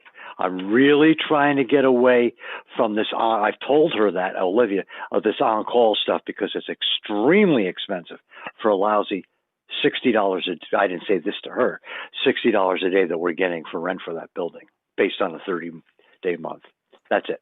Well, I mean, yeah, as much as we can avoid it, and I'm sure they can appreciate that too. I mean, it's they're cooperative. I don't want to give the implication Oh, yeah, they're not right, cooperating. right. Not the case No, I at didn't all. take- But their understanding, Olivia's quite clear into knowing how much money we've been spending on that building in the last 2 months, and she knows I've had it. So, with all that being Can I said, I'm ask trying to you- get control. Yes? Question? There's a Yeah, Jeffers, I there's had a one. can't- Jeffers invoice in the AP warrant? Yeah, the $500, that Yeah. was approved by, kind of approved by me. I had a discussion with Tim Jeffers on, I believe it was the 13th of December. The discussion was to change that water exchanger because we figured that was that they determined that was what was causing the problem with the banging and everything else, and that was going on. He and I had this long, I'll make it quick. He and I had this long discussion about he's not comfortable with the certain ones that he's been using. He's had troubles with them. He was supposed to call me back with a discussion again about what we were going to do about it. I told him in the first discussion that I did not want to go cheap for $100 difference here or there. But he never did call me back. He went ahead and changed it, never said a word to me, did it, and that's the $500 bill that you see. Okay, all right. Okay. But I just other than wanted to make that- sure that wasn't something you were Oh. surprised by, so that's. No, and other than that, I'm aware of, and I don't know if they've changed them or not, some flaps on the front of the double boiler that we saw when they inspected the building, when they did the furnace check, the boiler check back in October, that they were going to change. I don't know if they've changed those or not. But if they do change them, again, I'm good with that too. But other than that, they're done. Okay. And Bruce. Olivia knows it. And Olivia has been pointedly told that these are the people that are going to be doing the work on the building from here on in. And that's what I'm trying to channel my efforts towards. Guy, you have a question for Bruce? Yeah, just one quick question or two for Bruce. Were you able to ascertain whether they were the people that put that trash by the? No, I didn't ask him. And you know what, Guy? I didn't. Sorry, I'll cut you off for a second. 'Cause I did not ask him, but I saw don't a think. daycare log there, and I was just curious if you had a chance to. No, approach them. I had forgotten to. And, Okay. and, you know, and wait just a moment. And I did go last weekend around back after I'd looked around and noticed that remember I told you about the plastic that I offered to take away from last fall was still there. So the answer to your question is no, I didn't, but I still can ask them. But I didn't see anything what I thought was removed from the back of the building. And my second question was that Okay. when we have a power outage, as we did last week, is there any way that we can do that painlessly to reset this system, or do we need to really call in a plumber to do that? That's what if it's when that happens like that, that's the first time I've seen that happen like that. Okay. Both sides, the alarms were on. I canceled off the alarms, but they had no water. In that case, in that particular case, I'd have to, if Mark was doing this servicing, I'd either have to drag him from wherever it is and get him to do it, or get Scott Bovat to do it. That's really the answer to that. But that's the first time I've seen that happen. Yeah, I And mean, that's been what? That's been it 2 just years. it happens in the town office every time we have a power outage. The Yeah. system, the alarm goes off. You guys get a call out, but basically, No, this is different. Yeah, Guy, okay. this is different. No, what this is entirely different. Okay. You're creating a coincidence. And basically what's happening is when that happens, Scott's under the understanding that the well is kicking up and causing the issue with excuse me. Okay, I'm done. It's late day. Excessive sediment or iron or something that's causing the tubes to clog up, and it darkens the plenums and causes the alarm situation to go off. Okay, thanks. Okay. All right. Okay. All right. Thanks for all that, Bruce. Yeah, I'm done. Guy, We can go home now. going on with town? What's going on with town clerk? Basically, we're doing town clerk duties. We've had a lot of Tyler there's been a number of changes and, refinancing, but we're in front of it. There have been a few people that have already registered their dogs, and I'm going to reemphasize that you can register your dog by just putting a check. And as long as your dog's rabies certificate is up to date, put a check in the back door, tell me what the dog's name is, who you are, and we can mail you the certificate. So that's pretty easy. Other than that, everything is just going along hunky-dory. Excellent. Thank you. Mark, you've survived with us through this. Yeah. Yeah. You still alive? If you're still Yeah, you alive, learned tell us something. what's going on with you. Okay, well, just since I've seen you last, I've talked with Henry Carr about the tree service. The other thing is just monitoring the roads, working with Archie. Last week, ordered another load of road salt. So our salt shed is full, our sand shed is full. We finished up repairing the washouts from Christmas Day snow rainstorm. Fixed them back up as close as we could to get for better plowing. And then with the last snowstorm that we received with the heavy wet, we had a lot of downed trees and branches as well as the power outage. So I spent a couple of days riding on the roads and cleaning up tree debris. There's going to be a lot of cleanup when the snowbanks melt back, but basically I've just been trying to keep the roads free of tree debris, working with Archie on that. So that's about it. Sounds good to me. Excellent. Mark, Thank you. We'll continue to talk about what we talked about before once I talk to Scott. Sure. Yep, not a problem. Yep. Thank you. Okay. All right, moving on to communications. I'll try to do this. We're going on. Although there's quite a few emails. So emails, we all saw the Guy, thanks for scanning it and sending it around. We saw the resignation note from Marcia and Sheila as of the first Tuesday in March. Yes. I'll just note, we really appreciate all of the effort that they've put in over the years. We're sorry to see them go, but I know all of the board really appreciates all of the time and effort that they've put in over the years Yes. to help the town. So that's greatly appreciated, and they will be missed. Related to that, sort of, is we got a note from Casey O'Hara at the Property Valuation and Review Division of the Department of Taxes related to, we discussed a few meetings ago that we had gotten a letter, and we and the listeners had gotten a letter that our CLA had gone down to 100.45, which is actually an improvement. But because it's a change of more than 5%, it's something that they flag as being something we perhaps should look into more closely.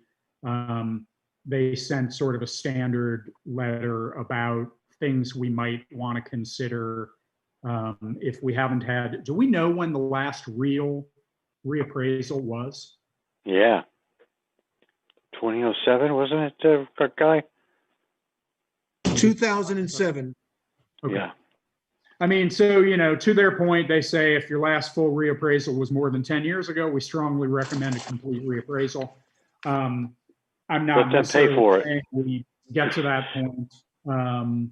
But I think as we sort out our Lister situation following town meeting, maybe we can tap into some of the resources that Guy's already reached out to just get more perspective on, do we actually have anything we should be concerned about particularly or not? But that's just something. In regard to that letter, there was also a little Yeah. bit of a disclaimer saying that small towns do Yes. bounce around.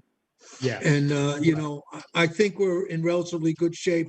But Marcia and Sheila, Marcia has also contacted some appraisal companies that she's comfortable with.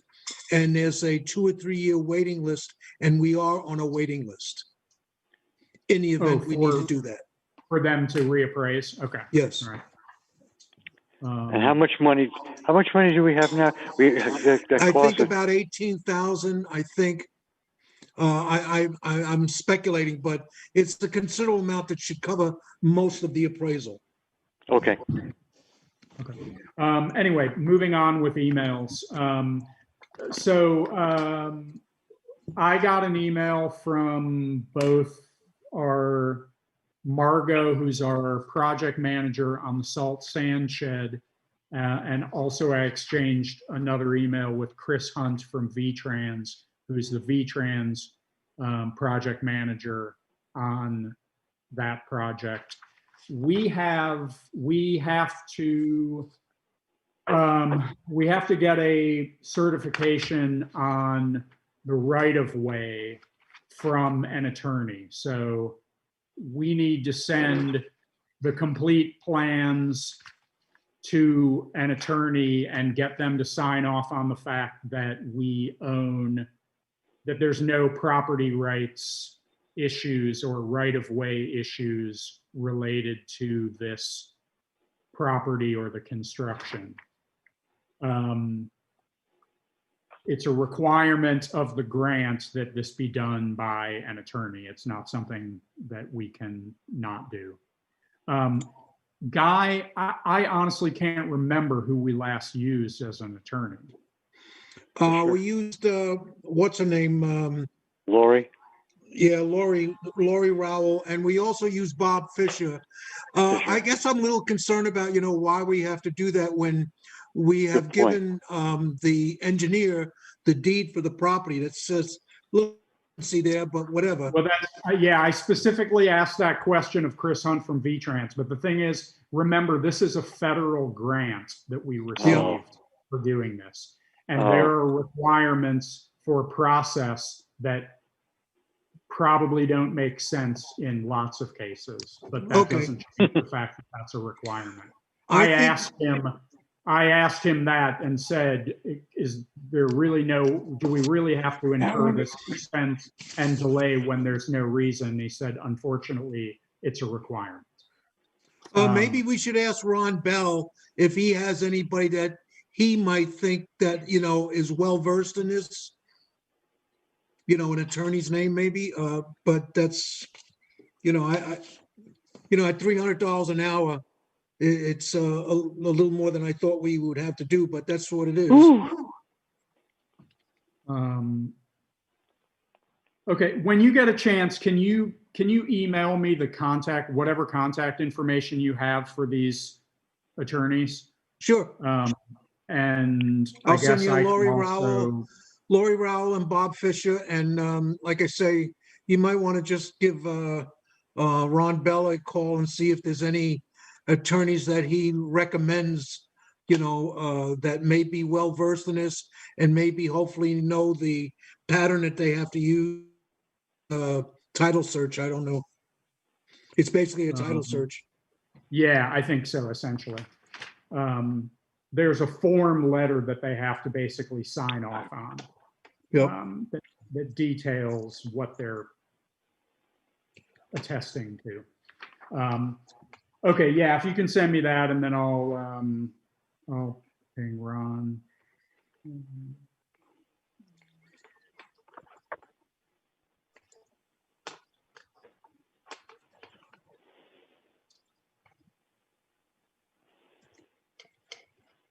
Nothing but money. Lots of it. Okay. Quickly, Guy, I think you and I possibly both will have gotten this. Another Census Bureau boundary Oh, Jesus. certification Right, and thing. it's a non, you don't have to do, it's a strictly a volunteer thing. All right, And I'm just gonna flag it at this point because we're pretty busy. all right. You know, Let's I'll ignore take it then. another look at it, but I'm fine with that. And Everything. then the only other thing that I had, I guess, was that and Guy sent this around, and I think I also saw it from Wyndham Regional. There's a small scale bike and pedestrian grant program. Applications are due in a few weeks. I don't see any reason that we would ever apply for something like this unless somebody feels otherwise. It would be if we were gonna, I don't know, if we needed to put in some pedestrian crossings or bike lanes. Do we want to do? Oh, Jesus. No, I mean, it's a good idea. It just doesn't yeah, work. in certain Though we areas it do have works. cyclists in our town, I don't think this really applies to us. So that's it for email. Regular mail, we got a gorgeous VLCT newsletter. We got a package from VLCT with a community leadership in action book.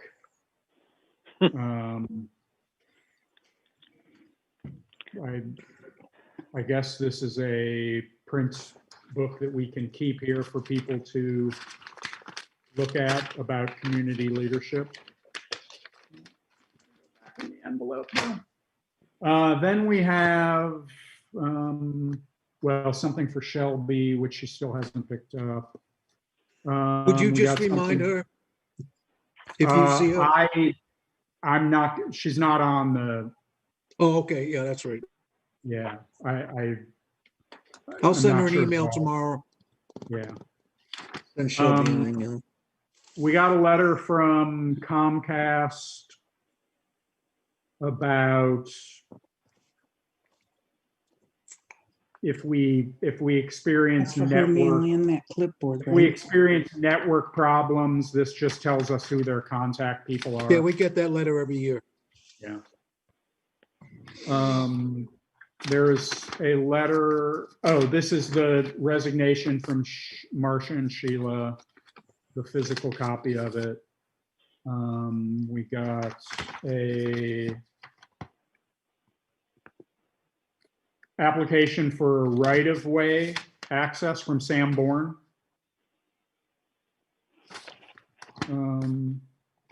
For a new driveway cut, I guess. I wanted to share that with you. The select board has to sign off on it, but I think it might be something that Mark has to take a look at also. Mark, it's for the right of way. Mark, you still there? Yes, yeah. All right, I- you know that the same thing we did for Tom Bloom. Right, yeah. Okay, Sam wants to just move his driveway access further south down Whitney Hill Road, but he's not in a hurry. He just wanted to get his application in, and I've gone and looked at it, talked to Archie Clark about it, and so we've you know, he told me recently that he just wanted to get his application in, and he probably won't do anything until this next year. okay. So well, you guys have looked at it. Are you okay with what he's proposing? We've just looked at it so far. We haven't approved it, but Okay. it looks like it will pass. Okay. All right. So we'll just hold on to this. Once you Should I guys put that have, letter in your mailbox, Mark? Sure. Yep. Okay, Yep. You can do that. And if I can get Archie up there again, and then we can verify it for okay, and then have the Okay. select board look it over. okay. Thanks. okay. And then the only other thing was there's a letter from Dot. This is the thing I guess, Bruce, you were starting to mention. It's Yes. an animal control thing. About Guy called me about the attached form he received regarding a dog bite report from Grace Cottage. While I am no longer the health officer, as the animal control officer, I can, with your permission, follow up on this report and seek rabies information as well as license information on this dog. I would like the fact that the town was given this report by Grace Cottage Hospital to be recorded in the minutes at the next board meeting. Please Okay. send me an email if it's okay with you for me to follow up on this event. I'll forward you any information I get. The form needs to be kept at the town office for documentation purposes. So yeah, I guess somebody was bitten by a Colby White. dog. Colby White from Grassy Brook Road. It was her own dog. Okay.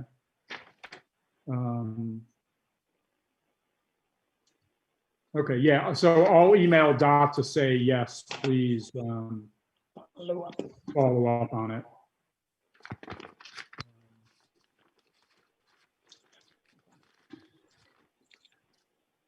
And that's it for regular mail. It's noted in the minutes along with the dog owner.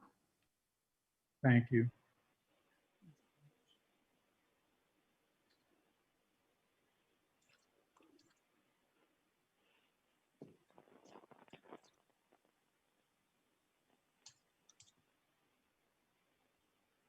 Okay, so that's it for correspondence. Moving on to the pay warrants. First up is the payroll warrant. Gwen, did you have any questions on the payroll warrant? No. Bruce, did you have any questions on the payroll warrant? No. Okay, then I'd make a motion that we approve payroll warrant 2021-03 dated January 20th, 2021 in the amount of $1,133.64. Is there a second? Second it. Seconded by Bruce. Any discussion? Hearing none, all those in favor of approving payroll warrant 2021-03 dated January 20th, 2021 in the amount of $1,133.64. Say aye. Aye. Aye. Any opposed? Any abstentions? All right, payroll warrant is approved. Next up is the accounts payable warrant. Gwen, did you have any questions on the accounts payable warrant? No. Bruce, did you have any questions on the accounts payable warrant? I looked at him twice. No. Okay. Then I'd make a motion that we approve accounts payable warrant 2021-04 dated January 20th, 2021 in the amount of $14,145.89. Is there a second? Second. Seconded by Gwen. Any discussion? Hearing none, all those in favor of approving accounts payable warrant 2021-04 dated January 20th, 2021 in the amount of $14,145.89 signify by saying aye. Aye. Aye. Any opposed? Any abstentions? All right, then the accounts payable warrant is also approved. Which brings us to setting the agenda for the next meeting. So as I mentioned, we'll actually have an agenda item for the town meeting ballot, which we'll Okay. have to finalize. We'll have a agenda item for the informational hearing, which we'll have to warn. We will have the normal stuff. not sure there's anything else that's coming to mind other than those things at the moment. Gwen, can you think of anything else for the agenda for February 3rd? No. Bruce, can you think of anything else for the agenda for February 3rd? No, I think we've gotten everything pretty well organized at this point. Yeah. No. The ballot part of it might take us a little while, depending on how close to finalized it is when we get to that point, but still, it'll probably take a bit. 'Cause we'll have to go through- Just to remind you, again, whatever road you take to get the ballots, all that can be reimbursed by the Secretary of State. Yeah, right. I love that. So I guess, yeah, speaking of which, just to clarify, I mean, I think we talked about it last time, and just to make sure everybody's still in agreement. I know now that we could get reimbursement if we had somebody print these. I still think we should just do them ourselves. That's fine with me. Does anybody disagree with that? No. I just, the timing, we have to have them produced by February 9th. I'd be surprised if by the time we put them together and figure out what's going in, I'd be surprised if we could find somebody who could produce them that quickly. Anyway, Yeah. I think it's better if we do them ourselves. We just have more control. It won't be bad. Gwen, do you still agree with that? Gwen, do you agree with that? Yes. Oh, can I call you back, Kathy? I'm in a meeting. Okay. All right. Bye. Yes. Okay. All right. So information. So those will be the things on the agenda for the moment. Then I guess I would make a motion that we adjourn. Is there a second to that? I second it. Bruce seconds it. Okay. All those in favor of adjourning signify by saying aye. Aye. Aye. Any opposed? All right. We're adjourned at 8:44 p.m. Guy, I have a question for you. Yes. Can you hear me? Bruce. Yes, I can. Can you give me another one of those reports on the school? If you got a minute. Yeah, you like